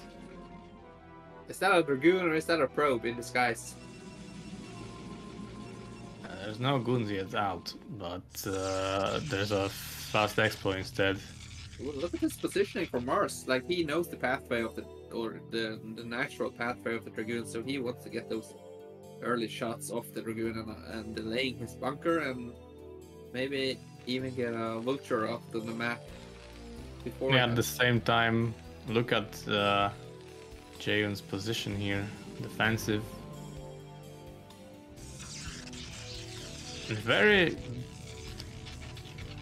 I don't know what to think about it, because if you're only having a single gate and the Terran pushes you, you need to dance with range to pop his Marines and chip off some of these forces before he gets to the base.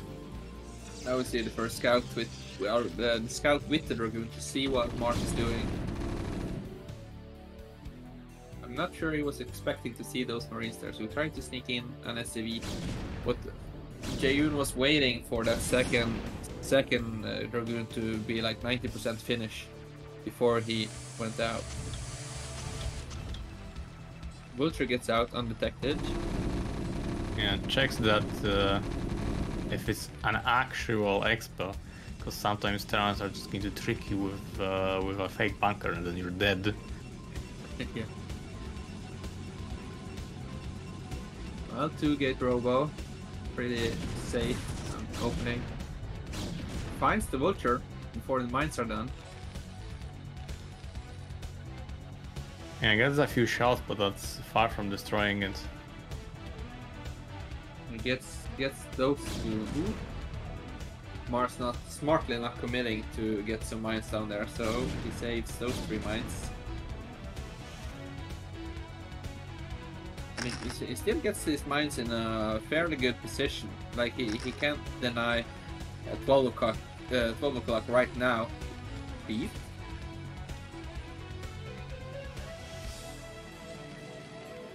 And a starport. So this will be a vulture drop. Yeah, that's going to be a lot of probes lost per second. Yeah, it could be a problem for the Protoss player. That's a good one. Yeah, you were setting it up perfectly. See, look, yeah, the first observer is already out, so he will maybe intercept the dropship when the vultures are moving into place. He sees it. He sees the observer is there. Yeah. Some At the same time, the observer did see the vultures. We'll see what Jaeyun is going to make out of this information. Ooh, yeah. Oh. He saw it. So yeah, Dragoons are already in place in the main. So Yeah. So if only he paid attention, he probably did. And he is safe for now. Look, he's actually getting the second one in position to see it earlier, and to see the mines as they are laid down. I think it's faking. Look at this. It's a fake drop. Yeah, and he's going to run by with vultures. This is such a good move. I think 1, 2, 3, 4. He gets away with 2. I think Yeah. that was Mars's way to get some probes, and now he's up in worker supply, just because of that. Yeah. So 4 probes. Like, not only the trade is good in terms of he spent less minerals than he actually killed off. Oh, and Yeah. a follow-up drop. I'm taking Very notes. sneaky. I'm taking notes here from Mars's playbook. Can I get another one? Yeah, Yeah, exactly. more? Like 2 more even. If it was micro, that was 2 or 3 drones killed. And he left it for left it to die. He was like, "Think fast, Mr. Vulture. Bye." Yeah. Please shoot faster this time. Meanwhile, we see a third base is coming up, soon to be saturated. We have 2-gate, Robo, and Speed Shuttle. And Jaeyun's army is pretty big, but Maars is getting his tank count up and adding a lot of factories from 2 base, +1 on the way. The nice thing about doing this fast drop play from Maars is that you already have the starport, so when you go into upgrades, you only are the science facility away from getting up to 2-1, so you can still hit your 2-1 timing pretty fast. Yeah, that, and if you need science vessels, a Well, lot of stuff is already there in place. Failed river drop. This do look like a 2-base drop. Reed is ready. Oop.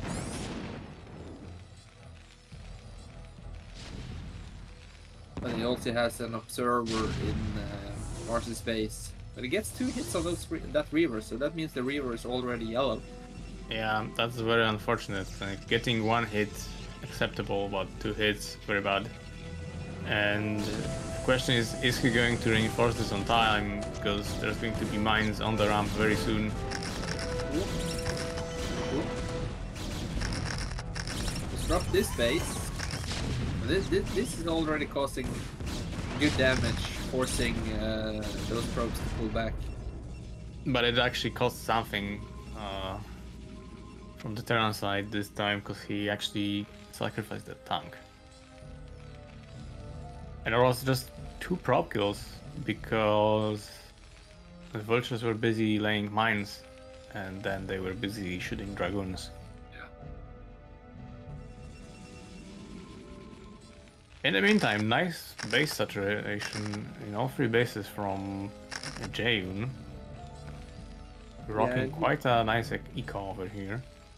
I think Maars maybe kind of forgot about that observer, and the observer is in such a place on the factory that I don't think he can see it if he clicks his factory.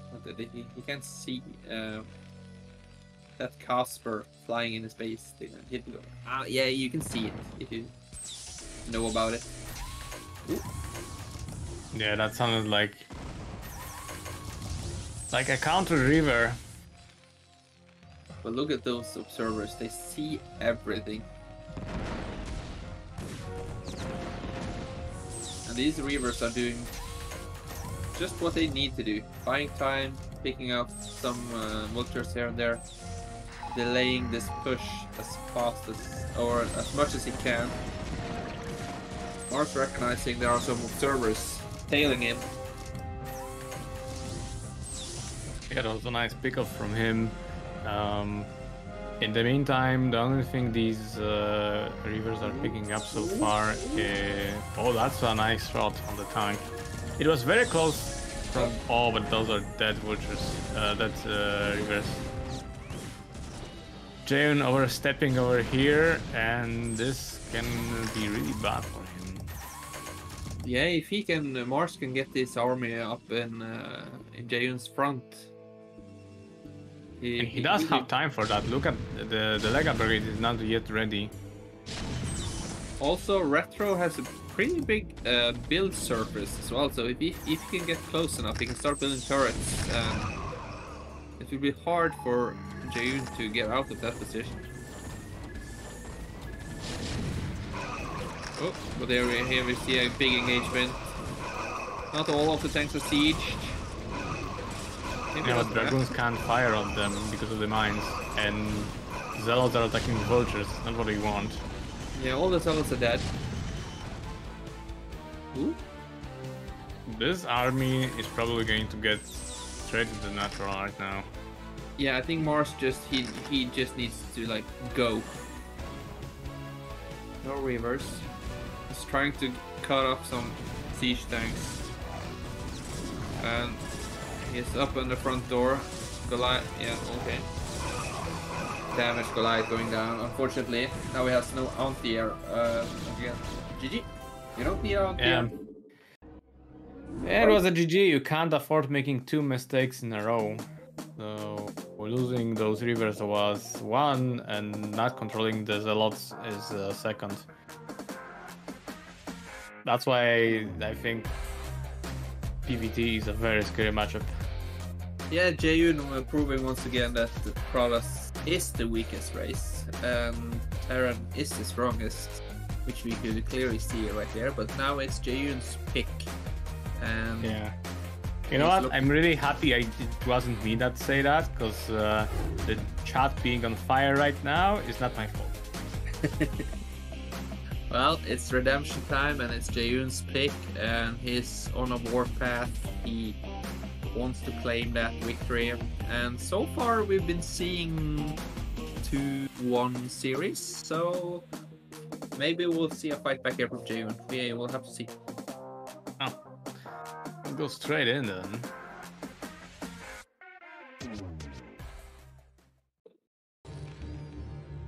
Okay, our bottom left spawning our Brave Terran Maars very close to advancing to round of 8.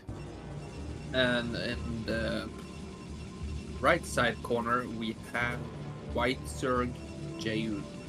Sorry, White Protoss. Sorry, I was thinking that we're only talking about Terran Protoss. I didn't want to leave Zerg out of it, but now they've been mentioned. So now let's focus on Terran Protoss. Yeah, that sounds fair.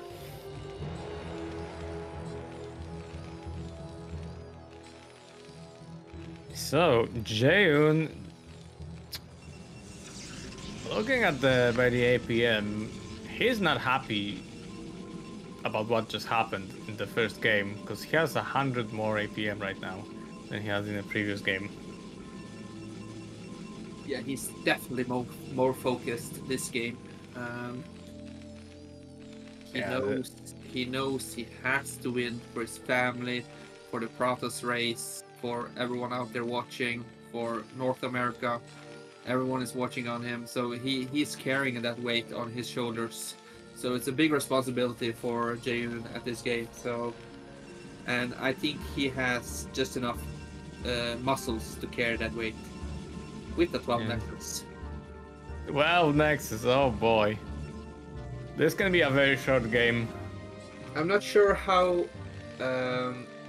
Jaeyun is able to carry all that responsibility on his shoulders, because the weight of his balls should be dragging him down, but amazing. Yeah. You kind of just have to stand up and give him a short applause. Yeah, what was that material that Captain America's shield is made of? Yeah, it's like... Yeah. Rebranding. Yeah.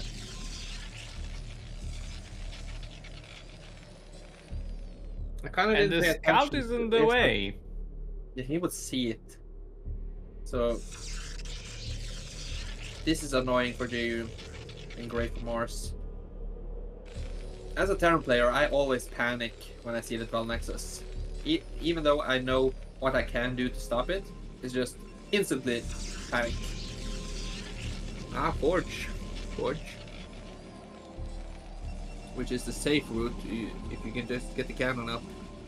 I don't think that cannon is going to be up. Not with a big probe pool. Well, although, I think... Oh, the Marine has ADHD, it followed the probe. I also think if Jaeyun takes some blue pills from Norway, he will get his cannon up just in time to hold off those strong Marines. I don't like that position of the cannon. Why not hiding it below the pylon? I do like it because he is forcing Maars. If he would have attacked him with his SCVs and Marines, he wouldn't force Maars to make his bunker so much further away than that he could actually reach the Nexus. But it looks like we'll have another drop, or is that a second factory from Maars? Drop incoming. We see Maars is not skipping out on gas, so he wants to try to end this game fast. Oh! He sees there's no Nexus, so Jaeyun should...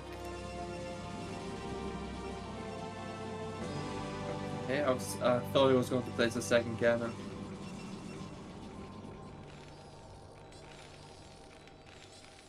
The problem with cannons is that they don't move. So adding first gateway. Read it. And look, he's taking the 12 o'clock. It seems he's trying to take a sneaky base. I haven't seen that cheesy of an opening from a Protoss in a long time. I wonder what's going to make there. Maybe it's a spotting pylon. What? Okay. Maybe he's going to go for like 2 or 3 goons for a backstab, but he's not going to make any. He's not going to have time. I think maybe he wants to have like a Salat and a Dragoon out on the map. I'm not sure, but he could have just sent out his initial Salats. I think this is going to be an elevator from Maars. That would be ridiculous. I think that would be hilarious. Sorry, I used the wrong word actually. That would be hilarious if he elevated the... Still no base from Maars, so something is up. Magic having Oh boy, elevate. That was exactly what I said. Cannons don't move. No, but 3 cannons, so 3 Dragoons move. If he gets this Okay, the elevator is gone over. Yeah, I think this is all she wrote. I can hear the fat lady singing in the background. Yeah. Yeah, Maars very frustrated with what happened, not even trying to save those units. I do like the plan though, the plan was good. Yeah, Jaeyun, 6th sense. I was kind of expecting or thinking that he would go with the vulture drop like he did in the first game. Yeah, I was expecting to see maybe siege tank and starting to shell those cannons in the front, and in the meantime sneaking up vultures in the back. Maybe that would be a more successful way to approach this. Yeah, definitely. And I see the game is ready, and so am I.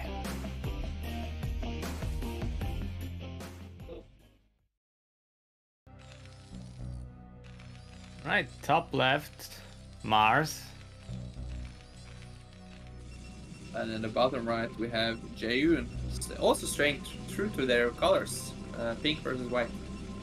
Yeah, and I wonder if Jaeyun kept his war mask on his face for this third game.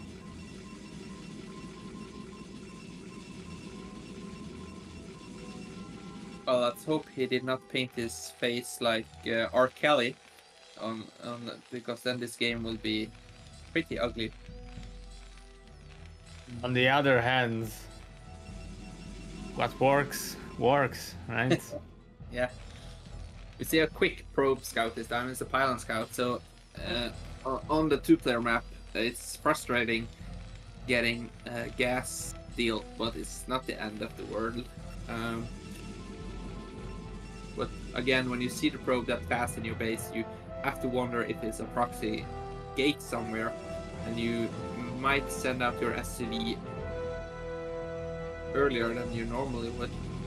And oh, the probe stopped. I think he wanted to like make it look like a gate timing.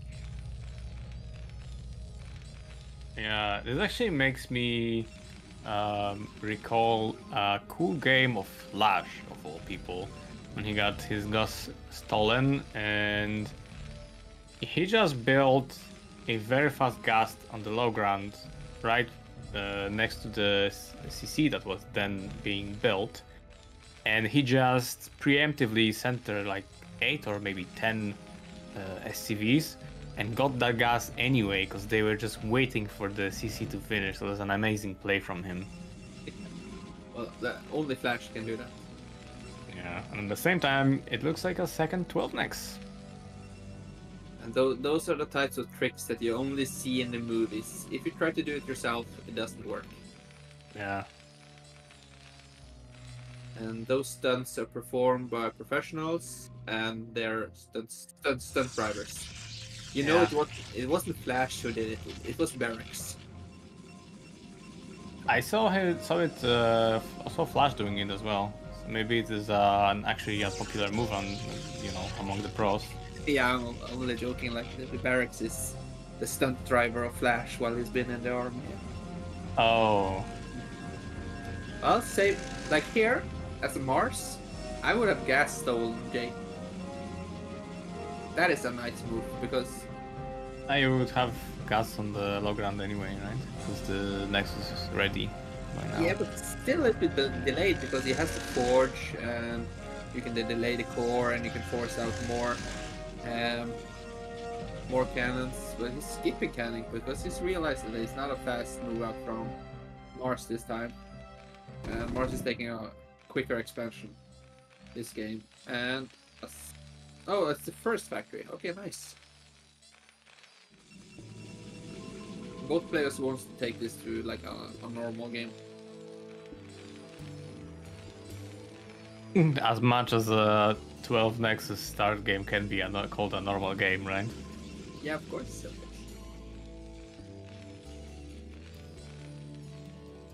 Right now, I don't like his cannon placement. I think it's a bit. You can get run by it. Yeah, because of the second ramp. But he's placing the cell up there, and you do know that speed vultures are a few minutes away, so he will have the necessary units to block him. Yeah, the so-called slow vultures are really fast too.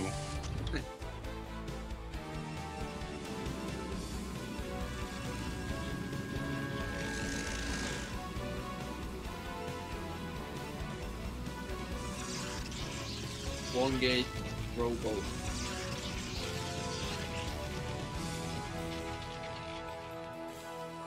I guess the next Nexus is going to be very soon. And 2 gas. This is a fast second gas as well. Do you think we might see double robo and do like the speed shuttle robo and river drop? Like the snow kind of play. Like he likes to do 2 Robotniks and mass drops with the Reavers and Dragoons themselves. I mean, it's a cool idea if you're Snow. I would just go for them. The second I saw this CC going down with the probe, I would instantly go for Nexus. Like, how is the Terran going to hurt me in the next few minutes? He can't. But I can hurt him getting that smashing economy. Yeah, but I still think Maars have like the window, but we're already going up to 4 gates. There's like a timing, window timing where you do like 2 or 3 siege tanks and push out with 2 or 3 vultures and your marines, which is a good. Yeah, but at the same time, you have the first kickoff eco for as Protoss here, so I would definitely go that route because I love playing greedy in PvP, and that's actually a very old build as well. He saw it. That's a yeah, he might have saw it, but that's an empty one. Yeah, it's a scouting shuttle. That's a quart shuttle. He likes to do those kind of stuff. Like he sends an empty shuttle just to see what you're doing and to make you panic. Or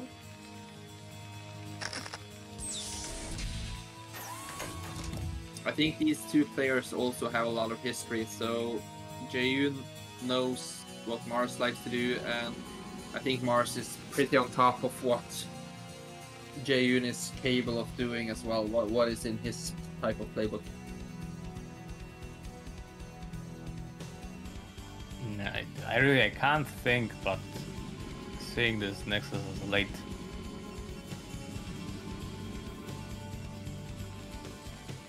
Looks like a semi-attempt of this Bulldog build, where you have a lot of Dragoons and some Zealots, and then you just Zealot bomb the siege tanks while you move in with the Dragoons.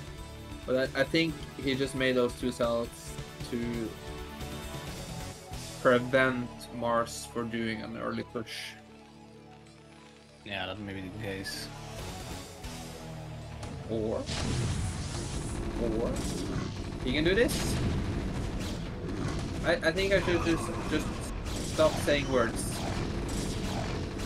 I mean, you saying words makes the game interesting, so if there's a correlation, you should keep talking. Okay, hiding the Zealots, saving it from siege shots. That's a 6 siege tanks. I think we need to pull back with these Dragoons. Yeah, I don't think it's the play here. It's easy for me to say. Might get a second one. It's late, and it already happened, but I didn't really believe that 2 Zealots in a shuttle can do something significant. And at the same time, look at those vultures, preventing third from being populated with workers right now, and Jaeyun looks a little bit exposed. Yeah, I didn't think he would go for it, but he found that small window that he needed to get those damage done. But also they're kinda even in worker count, so and Maars is going up to 6 factories, as we saw in the first game, where he just made a lot of units and then just decided to let's take this fight. But Jaeyun has a lot of units himself, and a Reaver right now.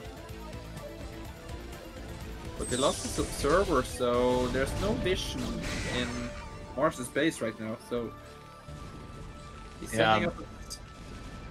My heart remains broken because of that third being so late. Because if you get the third as an instant response, by now you almost have a limit of units, starting with a 12 next. Yeah. And then you can just march in. Oh! That was 2 hits, and that's... Oh, you got the Reaver. And a bugged Scarab. Yeah, that is what I hate, Reavers so much. And prefer Templar Tech. Because if you cast a Storm, it works. If there's something to cast at. Yeah. The problem is, how do you get... Wow, that was... Yeah, no probe side. Uncharacteristic. That may be like... I feel like that's purely psychological effect, because by the time you get your first vulture destroyed, that's 4 shots, which means there are 2 shots at least from both of these vultures, and that is at least 2 probes destroyed, which means you already profit from it, even if you do nothing else.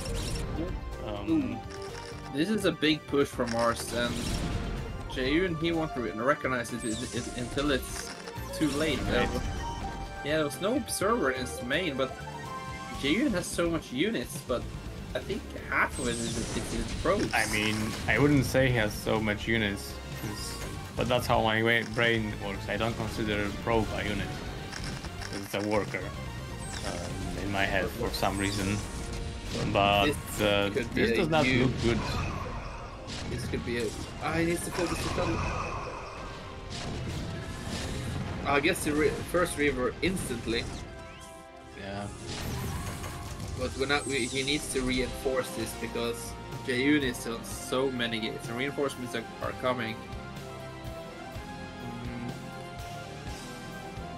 Yeah, but you're not getting into this fortified position. It's like it's like walking into Mordor. You're not just going to do it. This is a denied base. He saves the river, or he tries to. I think this nice zealot bomb, but what is a zealot bomb compared to losing 15 probes? I'm just holding my breath right now, just like trying not to jinx anything. see how Jaeyun gets out of this. I don't think he does. I don't want to be, you know, a naysayer, but he gets the river.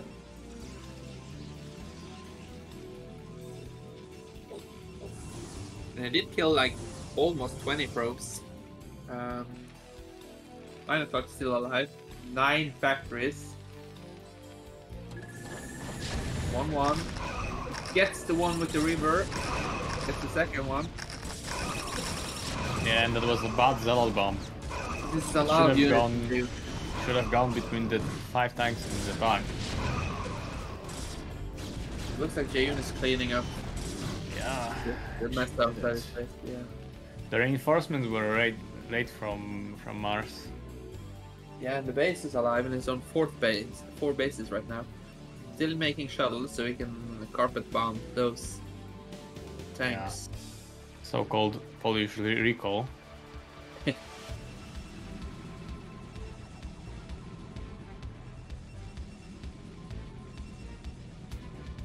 I think maybe from here we'll see the game kinda evens out a little bit, but as a Terran player you might feel a little bit frustrated that was not the killing blow. You were in such a great position, but somehow the Protoss were able to come out on top of it.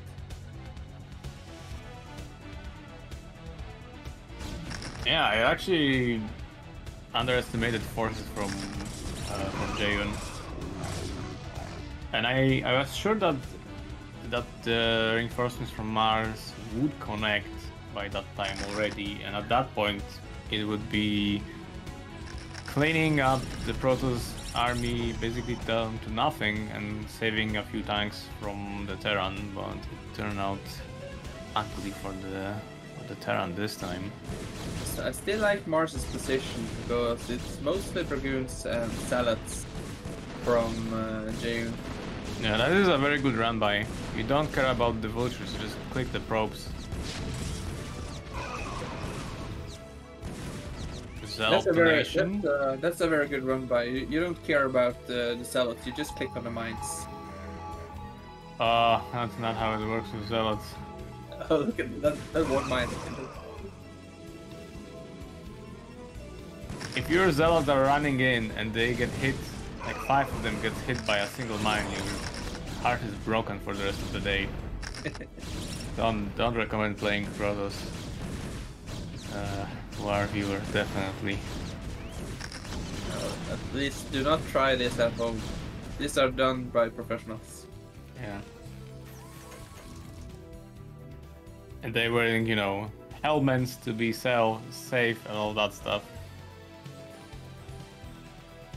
I can see Maars, he was still making SCVs. I remember watching, I think it was Rush who said it, that you should constantly make SCVs, but as soon as you hit over 100 limit, like in the 8-minute mark or something, you can stop making SCVs.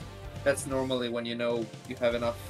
But of course you have to like remake them if you get stormed or river dropped or whatnot. But like we might see now. Ooh. Ooh. Oh, that's Oh, wow, that was very close. so close to the shuttle and so close to Yeah, the second. the mine. That's not a happy. That is a funny play to hit the, but he didn't make those power-ups. Yeah, the shuttle is still alive, so we can just fly out of there. Yeah. But the That's spike- another reason why I hate Reavers, because you have to pay for the ammo. Why don't you pay for siege shells? What? What's that? 3 robos? No, two robos. 2 robos. Yeah, so we can probably expect quite a big number of shuttles flying over the Terran skies over here. Yeah, Mars trying to get in new position or again, and taking a 4th behind this, while we see Jaeyun taking a 5th and a 6th base.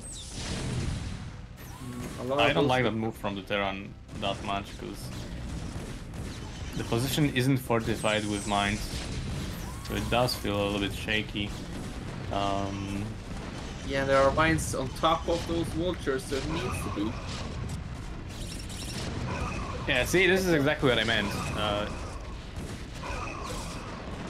We have Storm. Yeah, that's Storm. And soon 2-1 will be kicking for Mars, so if he can reinforce this, because the thing about Invader is that you don't have a second main base, so your gates is at only one place. So if you can get into that chokehold, it's hard for the Protoss to get out. That was a very nice mine. Jaeyun has been doing Or great rather job. bomb. Yeah, great job with his bomb.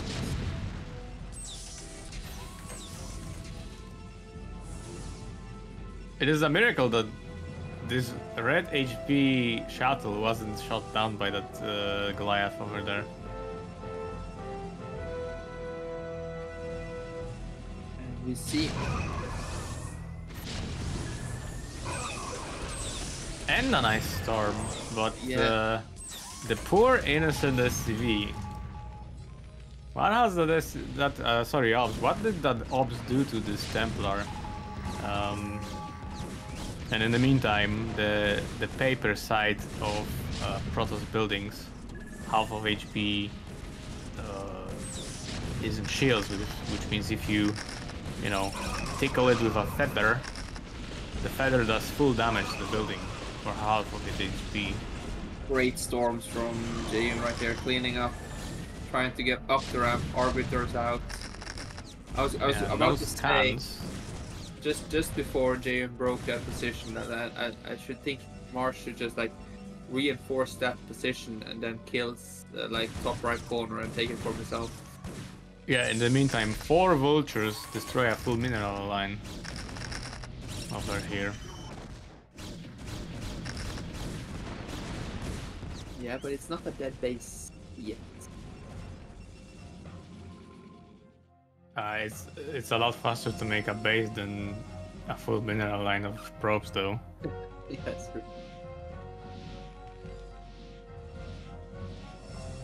I think this is actually the first time in this game we can see Jaeyun slightly taking the control over the game and the map. Even though he's been in supply lead most of the game, you can see it's now finally, and now he's starting to make the moves on his own. Yeah. Of course, the Terran enemy is just so powerful. He did have those drops in his main with the Reavers, and That looks like a second. Oh, he's not moving the tanks. So he's going to save a bit of those probes here. There is a lot of pink on the map, but most of it is mines. There's not a lot of units really. It looks bigger in reality, if you can say it, put it that way. Yeah, I mean, mines all over the map, definitely nice as well. Gives you safety.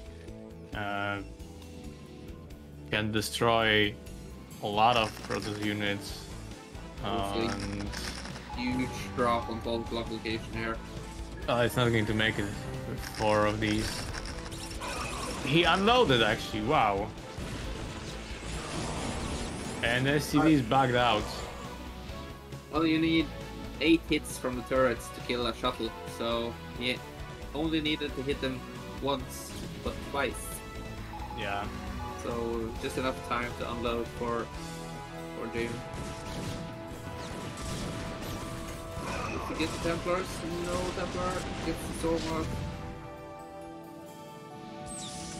And now we see Jaeyun has a little bit of everything. He has pretty much every tech unit you could have at this situation. Other than, except for carriers, maybe. Yeah, that's a good EMP. That's like 1000 damage for those units. Yeah. I was going to say before, like, Jaeyun got the high ground, but the high ground doesn't work that well for Protoss. No, not always when you have the splash damage of the siege tanks. I mean, a siege tank outrageous everything the Protoss has, which means you may be on the high ground, but you still can't reach the enemy, so yeah. They can shell you all day long. Oh. What are you going to do with your high ground? I was going to say just when Zero pointed out that recall is not done and that Arbiter has to go back to the tail boot behind his legs. Oh, that's a fatal stasis. That actually helps the Terran out. There's not enough vultures in this army. It's just siege tanks, and can I now say that Jaeyun has a lot of units? I mean, you can say it all game long if you only want. But yeah, he's on the limit almost.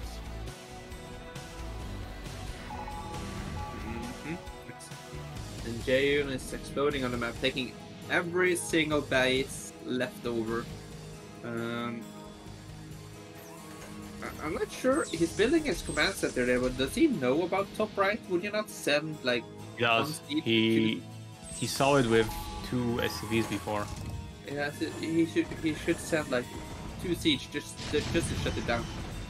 Yeah, but I think he's worried about if he sends any of this army away, that it's not going to be enough. And this is so many siege tanks that it's not siege. And where's the vultures? Coming from behind, but too little too late. Although, still a very favorable trade for Maars over here. He was 80 behind, right? He just needs to be careful that he doesn't overextend right now. He just needs to constantly send reinforcements. And that is definitely a mental trap for Terran players, where you were outnumbered so badly, you didn't have minefields, you didn't have super from vultures, and you still won. And then this thought just pushes you to go and get more with that army. Those were some big storms from Jaeyun, and he still has a lot of units. He has those cell songs. They're so even. Look at the supplies. Yeah. Army's about even. Another great storm, and he has so many shuttles as well, so he is always bombing. And not all of his bases are saturated, so I think if Maars could stop. That was Right. such a great storm. Wow. Yeah, that was all of the units. But it feels like production from Jaeyun is just not enough. And I don't think he moved that mineral only base probes. I think he's too busy fighting. Yeah. Yeah, he just moved them right now. This is such a close game. Like, he's right at Jaeyun's doorstep. And that will kind of mess up Jaeyun's rally point as well, because all of his units are supposed to go there. So now we have to manually click all his gateways to change that rally point. But Maars is on half a base. He's still not stopping that top right. And Jaeyun has so many shuttles. And there was Templar and shuttle gifted away. That is the absolutely scary thing in PvT when you're Protoss. You have all of the map basically. Look at this. And Terran has had 3 bases for the entire game, right? Or did he have 4? It looks like 3 to me. Yeah, at most he was at 3. And now he has a single base, and the game is not over. And this is a little bit too late though with that siege. That siege tank, yeah. He could have stopped that while he was pushing, and also you have the low ground on this base, which is taken out, where you can deny the. Oh, the these mining. probes are dead.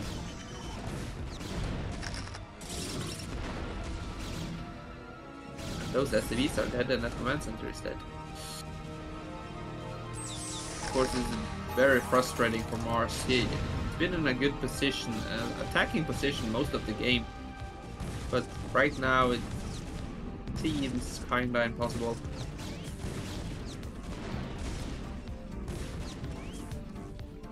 Yeah, and he has no money. How is he going to win this? Yeah. Although he harasses the Protoss economy really well all game long. Oh, look at this. This is nice. Yeah, you wall in. Can we get the next one? Yeah, turrets to the north.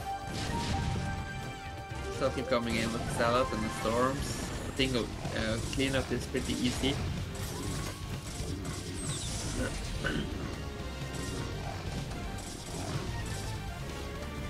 Yeah, is this the moment that we can call it a fantasy GG timing? Yeah, I think so. Jaeyun double supply and is really close to advancing to a round of 8. I think It's like 2.5 more times, and it's closing to 3 times more. Yeah, he is one go, and he sees everything with his observer, and he recognizes and is making his final move to just crush this Terran army. Huge EMP, but there's so much Protoss army. GG. GG from Maars. Congratulations for Jaeyun for advancing to round of 8. In that case, Such a close game. It was really hard to call. Maars never really let his foot off the gas, and he tried to end it. Very close. Great game from both players.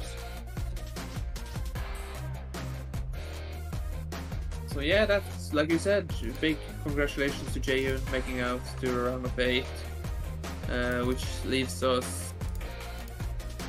So we have Razz winning with Cavapoo by walkover because Cavapoo couldn't make it to play it. So we are left with the losers with the decider match.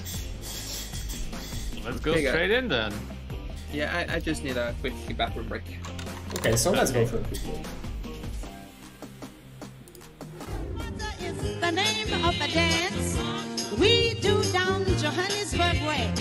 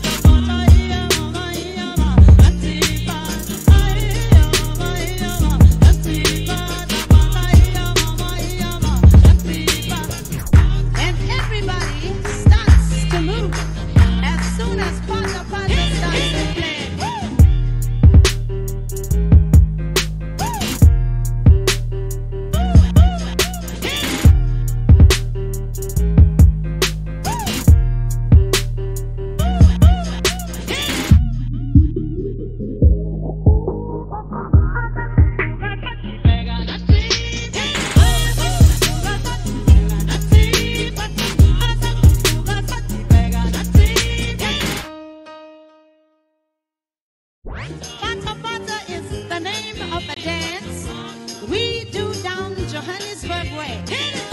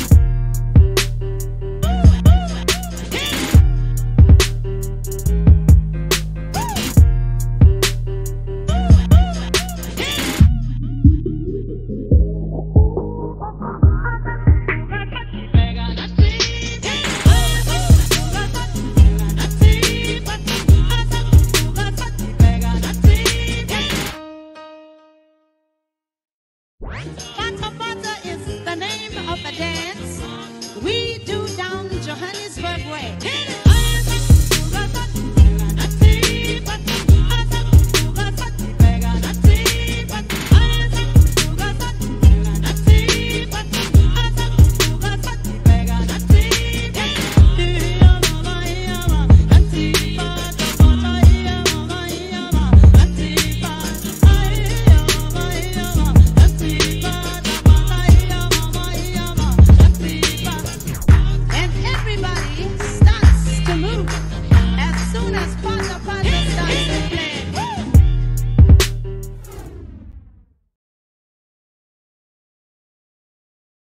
Right, another PVT. Yeah, I'm not sure if you guys heard. Razz and Cavapoo was decided on a walkover because Cavapoo unfortunately couldn't make it. So Razz moves on to the winners losers match versus Maars. So, like KJ pointed out, another PVT. So let's go. Let's go. Let's get this P tier started.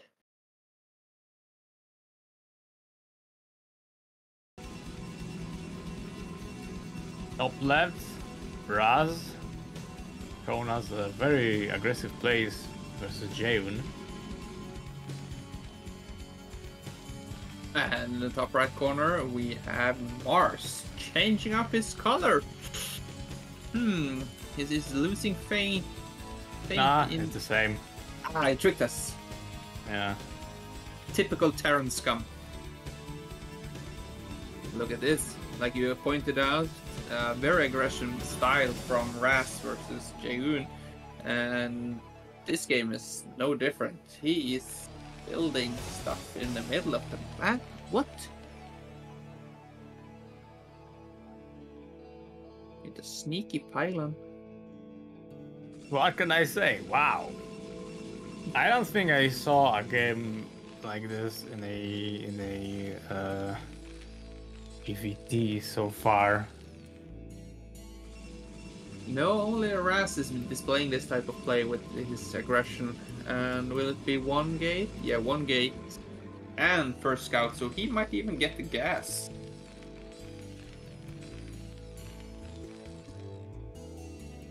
The question is, do you really care that much about that stolen gas in a situation like this, facing only a single gate over there? Was that 11 gas, or was it just... No, it was standard gas, normal gas. Well, you could get a little bit frustrated as a Terran if fast range Dragoons are coming. And you never really know if it's 2 gate or 1 gate, but... Yeah, but I don't know, doesn't every single thing get really messy right now? Well, Maars is on top of it. His SimCity is already set up, so I don't think the Salad will do that much damage. Yeah, exactly what I have in mind. if you go to the middle, go with 2 gates. Yeah, I would, like you said, I would prefer to see 2 gates. More like an Oya style with 2 gates. But he still can get, he can delay the factory for quite some time. Hitting the probe, which is crucial because the probe actually deals a lot of damage on those Marines. Yeah, I mean it's like a supplement damage for 2-shotting those Marines. Salot's almost dead, and he only got a single hit on the Marines. So far Maars is showing great micro, but now he has to deal with 2. Okay, slow down on the here factory, but it's going to be finished, I think, right? Oh, he escapes with the... Yeah, it wasn't Flash SCV, because the SCV of Flash always spilled in the middle of the building, and not on the side like you can see here. Yeah. Getting quite some economy. Is that a forced Salot, or is it a Dragoon already? I mean, it has a bit. It's a Dragoon already. Yeah. Oh, that changes things. Because those Marines are injured, but so are the Salots. So yeah, and you no longer have that infinite anti-Zealot space. So there's a good gun that is going to be in place. I was wondering if we're going to see a DT. The second gate is in Razz's mains, and this is why I said it's going to get, you know, a little bit dirty in some way, right? Because one of the units is going to go from the main, and one is going to go and get here a lot faster. That's going to be range almost on.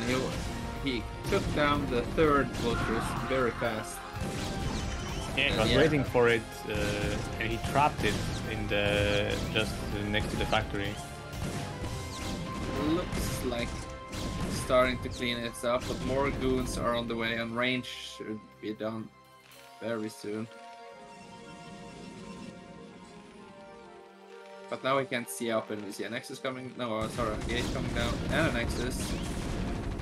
Razz is not slowing down. He wants to do as much damage as he can. Yeah, he has a Nexus behind that. You see, he constantly poking. He just needs to be careful that he does not get surrounded by those SCVs. And some of the shots misses, but he gets a Marine. Yeah, because these SCVs, make no mistake, they have big muscles. You don't want to be jumped by a bunch of them. No, these are steroids or SCVs. At the same time, the harass is pretty much over, unless this tank dies. I think Razz had an opening for that and just didn't utilize it.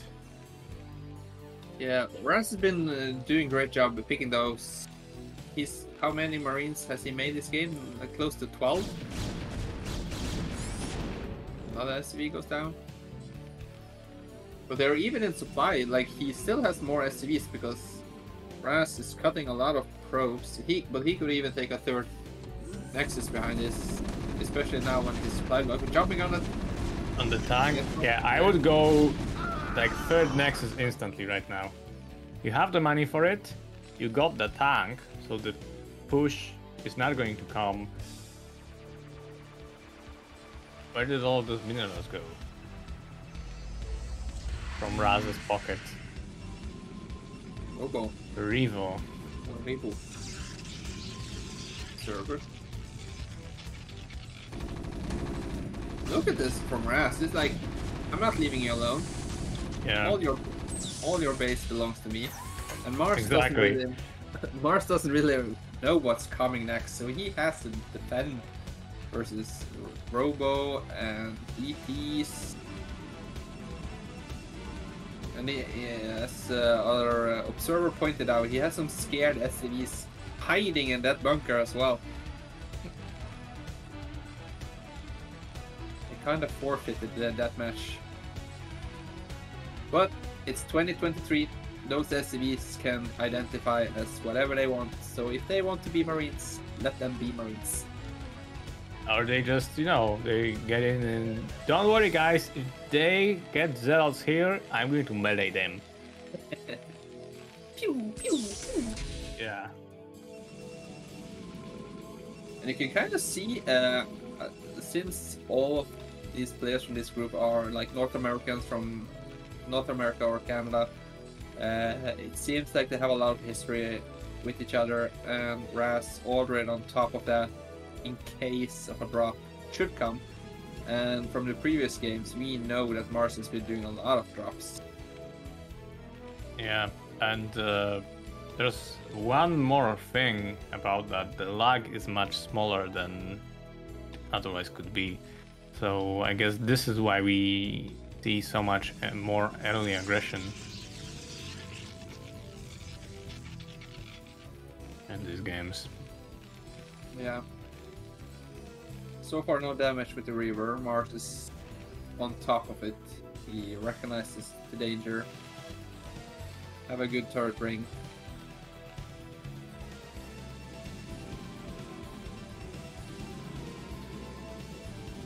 Ross tacking up. Looks like he's going for that fast Arbiter play.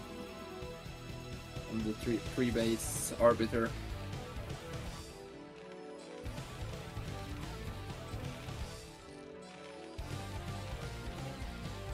Maars doing what he can to catch up. Oh, we already have speed. Oh, we have a hole in the defense here.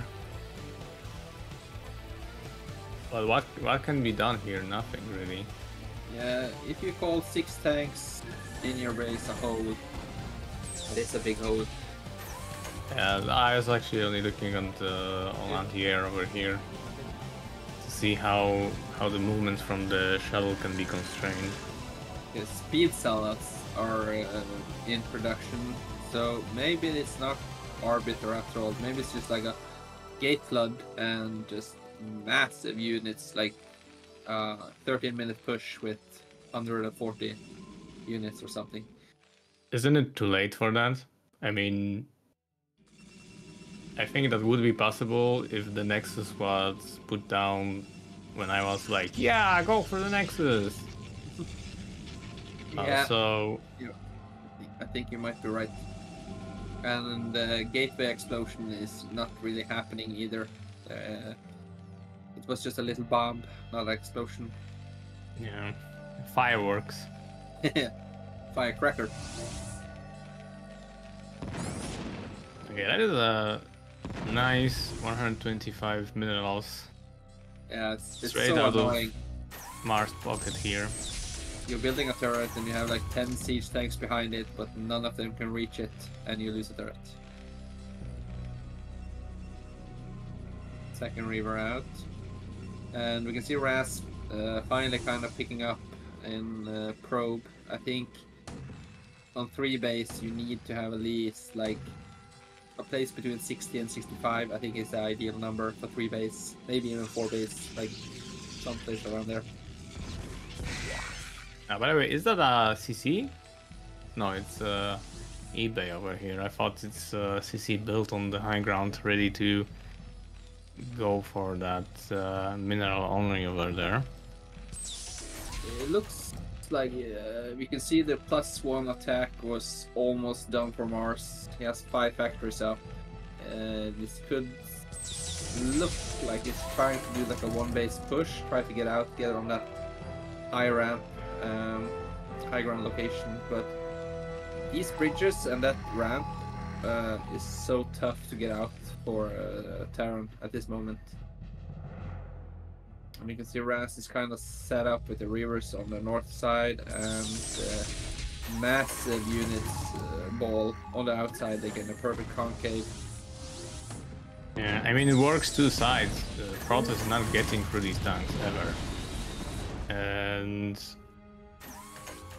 yeah, this is why I don't like PvT Reavers unless you're Bonif at least. Bonif the world's Very risky play. Of course, not taking away anything from Razz or Jaeyun, but it's just so incredibly hard to do. But in the meantime, was that a bait? 1 second, I have to mute myself. Sure, was that actually a bait? Because Razz getting the upper hand in that engagement, going too deep this time, or rather, right now. Sorry, I'll be right back. My kid is ready. Sure. In the meantime, we're getting a bust in the main. Those were brilliant. Those zealots timing was just brilliant, but it was not enough to get up the ramp. At the same time, it looks like the push from Maars has been pretty much cancelled. That was a lucky mine, and that is a lucky vulture if it gets in. You have an empty. We have brave probes trying to defend, and the zealot that caught the attention of the vulture over there. Luckily preventing more probes for dying, because there was space for getting 1 or 2 more Maars over there.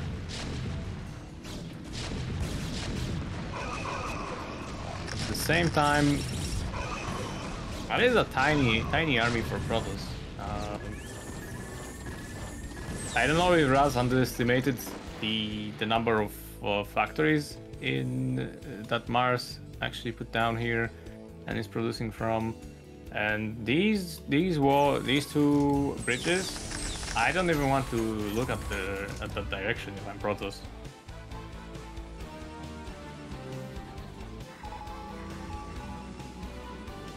Yeah, bottom left getting scouted, and some probes are dying over there. Probably the building probe only. Quite probably that at least one of these cannons is not getting up on time. +1 on damage for mech on Terran's side. Second armory on the way, and half of the armor already done. In the meantime, we have Arbiters. And a gateway on the... Oh, that's more than 1 gateway. Maybe we're going to see... Oh, maybe we're going to see the oldest strategy from Protoss that I know. You just take 3 corners, get a ton of gateways, and then you just flood the map with your units, picking apart the Terran's army in 3 or 4 big battles, and then you just waltz into his natural because there's nothing left to defend. Yeah, that's what you normally do, and you just flood the map and taking every expansion and just starving out the Terran if you don't really want to attack him, and you just take every base and make a lot of gateways on the entire map. Because where does the Terran go from this? He could take the 12 o'clock position and push against products, but there are still so many places that he has to defend from this big army from the Protoss player. Yeah, but at the same time, these bridges are really safe. So getting thin over here isn't really scary. And look at that wall in those depots. Oh, we have a big storm. 1 storm. That's 6. 5, maybe 6, yeah. 6 kills. He did have a second Templar there, but the turret took down the shuttle too quick. Yeah. And only 3 turrets, so the shuttle had to be damaged getting in there. And here's the CC. And indeed, it's going to go 12 o'clock. We're not seeing that big unit explosion from Razz. I was expecting him to kind of like be at 200 right now to be a little bit more dominant, but you can see they're pretty even in supply actually. And now Razz taking the 5th base, recognizing he's running low on minerals on his main and natural. Yeah. Oh, that's painful. Or the probes. Yeah, these are probes Razz cannot afford to lose, because he's just finally kind of caught up in his probe production. He was running at 50 for quite some time when you normally would like to be at 60, 65. But you have a big number of Nexi that's going to help you replenish whatever you lost quite quickly. Yeah. But at the same time, yeah, that's not a big wallet over here for Razz, even though he's very close to getting a limit. Yeah, it's like I mentioned, I'm not sure what the timing for Protoss is, but when you reach over 100 limit at the Terran, you basically can stop making SCVs if you want to push out and then just focus to make units. I'm not sure if Protoss has the same limit, or is it different, or I don't know. Well, let's see if Maars can push up here. It's still kind of awkward to move up enough units to range the Nexus without getting picked down from shuttle bombs or... Yeah, no energy, no shields. No shield battery. You hear that, TT1? No shield battery.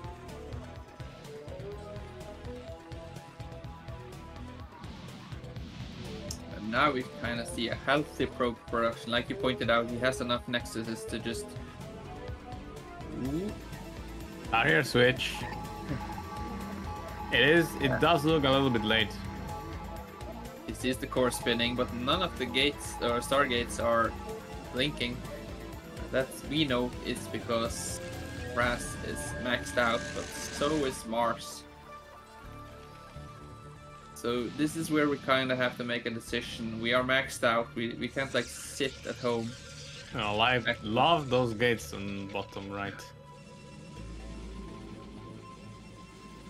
Yeah, I see it more and more, and when I'm watching the Vault stream, often when he or more and more processes, not just the Vault, when they take the 4th base, they take the cross position of their opponents, like Razz is doing now. He's taking the bottom right, so when finally Terran comes over there and sees it, it's somewhat mined out already.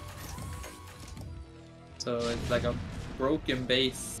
But this push from Maars launches a big attack from Razz. Can he get... But there's quite a nice fortification here waiting for him. Can he get over these bridges like you mentioned? A lot of mines are being placed down.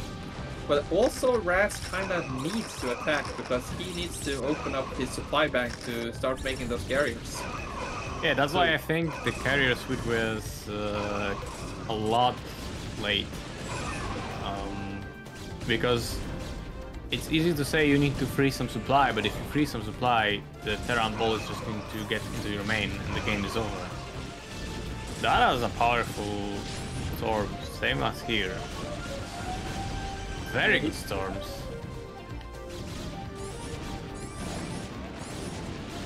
I think this was exactly what Razz needed, because now there should be 5, maybe 6. I'm not sure he has how many stargates he has. 4 carriers on the way, and we don't see that many Goliaths. Even though Maars has a big bank, so he could produce a lot of Goliaths. But Razz is all over the map now. He's losing his natural. He might end up losing 12 o'clock position. Yeah, that's what I was talking about. Because look at the Terran position. He's in the Protoss base, and Protoss is not going to defend this. No, he's not going to defend it, but he could just turn around and attack Terran's main. He's already lost half of his SCVs. I don't think you can do this. Protoss in this position. Because defensibility from Terrans is out of this world. Yeah, you only need a tank and a dream. Yeah. Tank and a high ground. And you have these two things. Yeah, you don't even need a dream. You just need a tank and a high ground. Retaking like, is third, yeah. Yeah, it's like when NASA goes into space, they don't have their fingers crossed because they have the equipment that they know is going to work. But I see that high ground, and I'm going to ask, where are the tanks? It depends whose rocket you're using into space. Maybe if you're using Jeff Bezos' rocket, you might cross your fingers. Yeah, you know, I was thinking about NASA. Jeff Bezos didn't even register in my head. Some siege tanks here made it all the way down to the bottom left corner and killed off the cannons. That's in defense. Yeah, but Maars is too busy doing other stuff. Yeah, and move them. I also think that Razz might have enough units down there to clean it up. As we can see, you had a few carries there, but he's holding on for his life, doing the best he can. It was a big mine. Now we can see the bank of Maars is struggling, and Razz is kind of all over the map right now, doing a lot of things at once. Denying one base and cleaning up the army with another. Yeah, wow. I guess too much attention went towards Razz's main, and he just didn't care.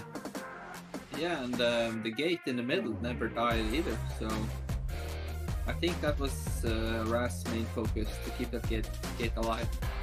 Yeah.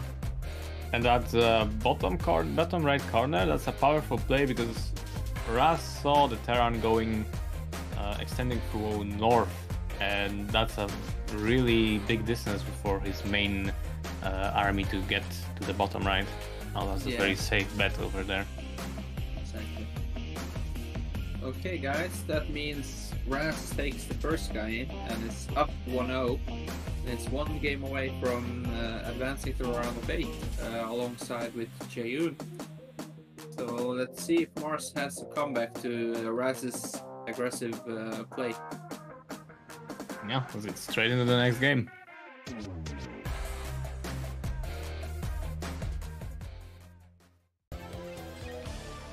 Bottom left, Maars, the Terran warrior, facing our Brave Protoss. And our Brave Protoss is located in the top left corner, playing as the best color of BroodWar, orange. That is the best color.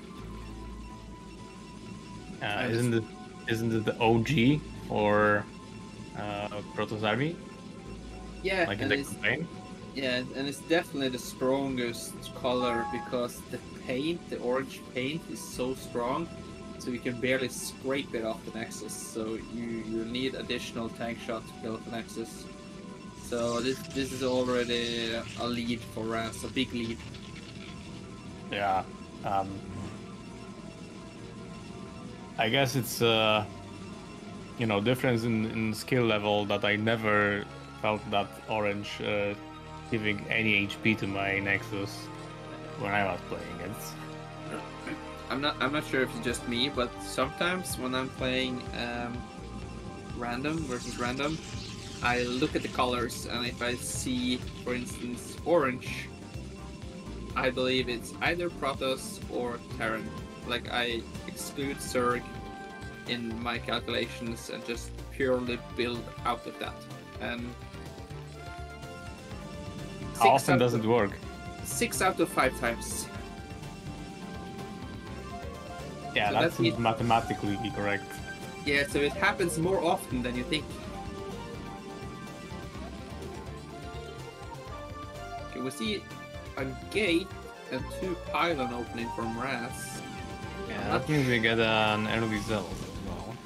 Yeah, early Zealot and most likely early Nexus.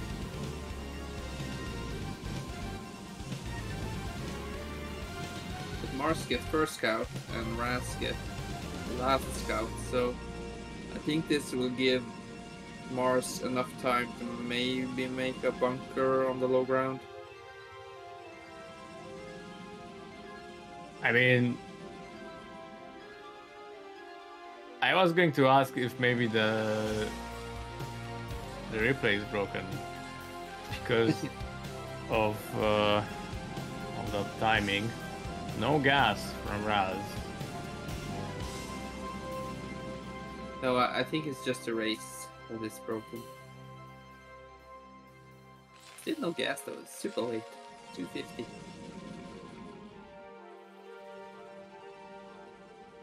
What, are we going to see a Forge again? I think that maybe depends what he's seeing right now. Like he gets that probe pretty quick, like he did in the last game, and that's crucial. But gets one Marine, and the other Marine is red as well. Can get it as a heat. Yeah, delays the factory. Yes. Second Marine. And like you said, I believe he did put down a forge if it's not a core. Yeah, it's a core. It's a car. Me and my words.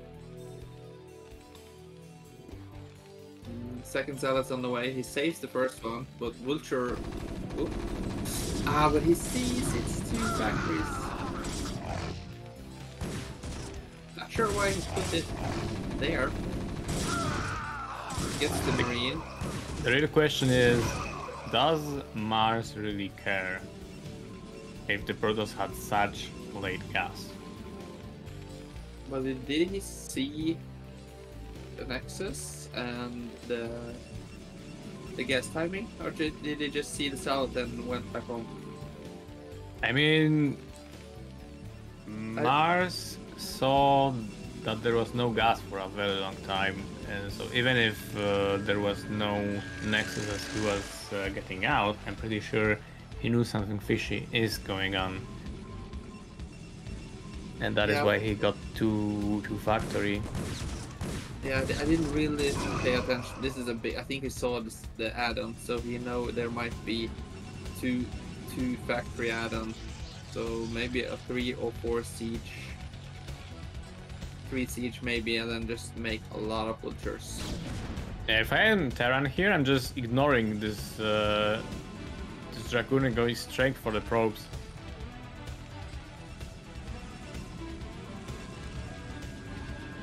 Yeah, you only had one, but as a Terran, you can't really know if there's a goon around. But sometimes you just have to go for it and hope there is a window that you can crawl through and get some probes, like you say.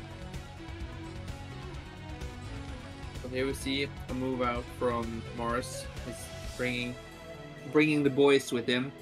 1 siege, 6 Marines. More siege tanks coming away. And Razz recognized this, and he just skipped tech at this point. He realized, I need units. Yeah. And now he goes in, like you said. Could he get some? Yeah, and that's a trap. Gets the first mine. Gets the... Oh, that's good. That could be... Whoa, that could have been game-ending damage. But... Oh! This is a... Yeah, but it has a battery shield. And he has 3 gates behind it, so... Reinforcement is really strong. Yeah, this is so much units from the Protoss. I don't think... And wow. And all Marines died. All Marines gone.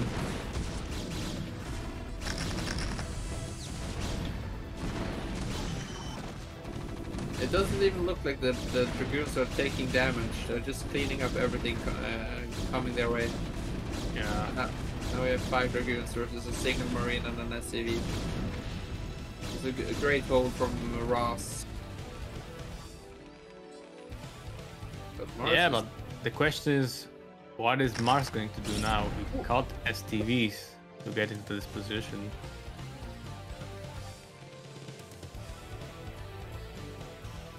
And look at that! A Nexus already. This is what I like to see.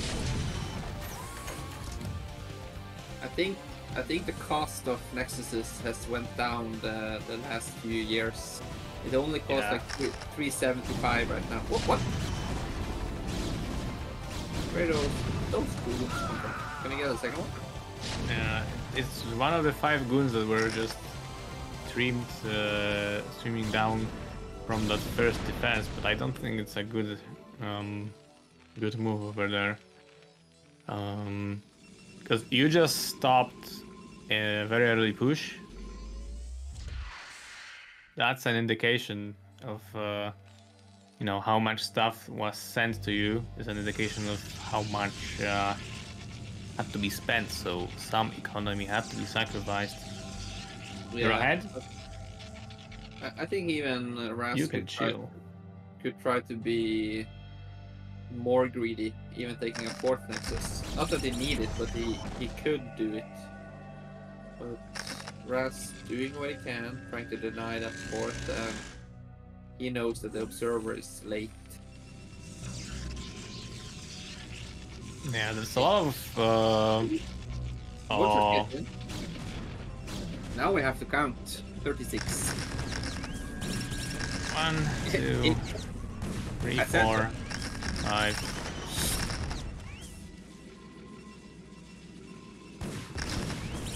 6, 7, 8. And if that was micros, that would be 10 probes. Yeah, I was going to say not a bad trade. Could have been slightly better.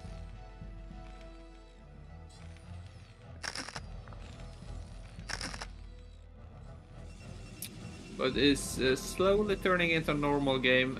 Maars trying to stabilize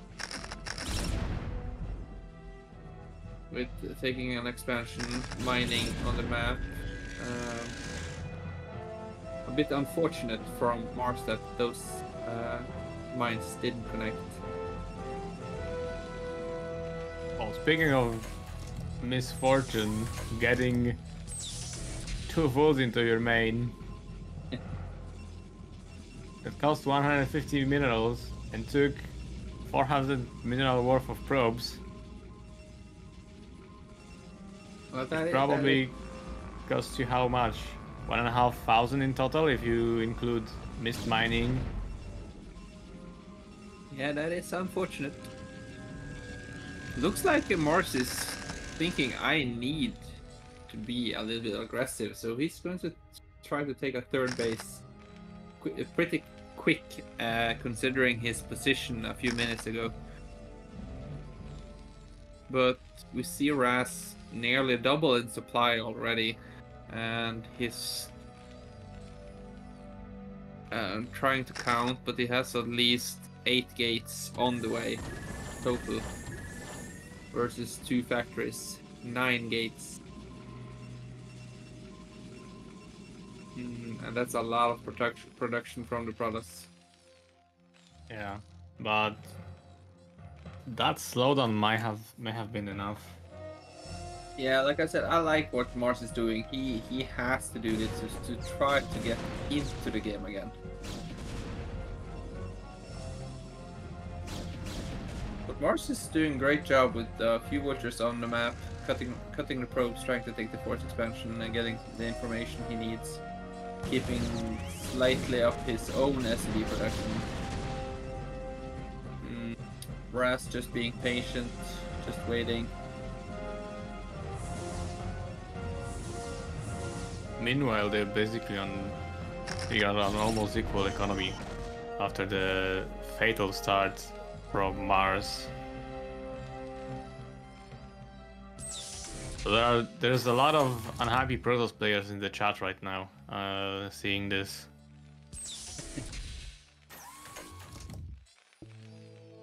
And okay, we have a shuttle here. Yeah, we kind of not ready. You kind of see the light version of the 12-minute push, where you normally the Protoss player has like 140 units. But considering where Maars was a few seconds ago, I think this should be enough to at least clean up third base. Yeah. And maybe even force out the GG from Maars, recognizing that the damage is too big. Yeah. Yeah. That Zealot bomb was key. Yeah, the Protoss player has been really on point. We saw it in the Jaeyun game versus Maars. All the great damage they did with the self-bombing. Yeah, a kind of quick 2-0 from Razz right there. And making him the second Protoss out of this round into round of 8. Yeah. Congratulations, Razz. Congratulations, Jaeyun. Pretty nice games. What can I say more? Congratulations to Protoss, especially. Yeah. Playing Protoss, a good talent to have. Yeah, it's a good talent. Not everyone is born with it. Someone has to work for it. Another day, another great session of good games, and we are now down to our final 8. I'm not sure when those will be casted. Most likely after this weekend, I reckon. Yes, Yeah. it's going to be next Wednesday and next Thursday, same as this week. Yeah, same time next week, Wednesday and Thursday for the round of 8. We will have the first game on Wednesday, like Group 1, and then we will have Group 2 on Thursday. Not sure who we will see. I'm not sure if the brackets are off yet, but Yeah, so I'm unmuted and I will tell it. So we will have Doodle versus Izu, and Jaeyun versus Jumper. Then we will have Deska versus Razz and Madinho versus Tarson on Thursday. So Wednesday is going to be 2 best of 5s and Thursday is going to be 2 best of 5. A TVT? yes, you heard it, guys. There will be 2 games on Wednesday and 2 games on Thursday. So don't go anywhere. Sit in front of your computer for 1 week. Yeah. Exactly. Don't go to sleep. Yeah, don't go to sleep. The next game are in 168 hours. Be ready. Yeah. Which means it's any second now. Stay vigilant. Of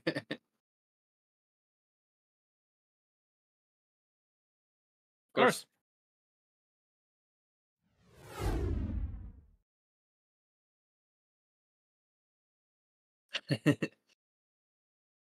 Some advertising here from Zero. You can see his schedule, so you know when he's on climbing on the ladder, sniping Terrans left and right. Yeah. He's MMR assassin against those Terrans.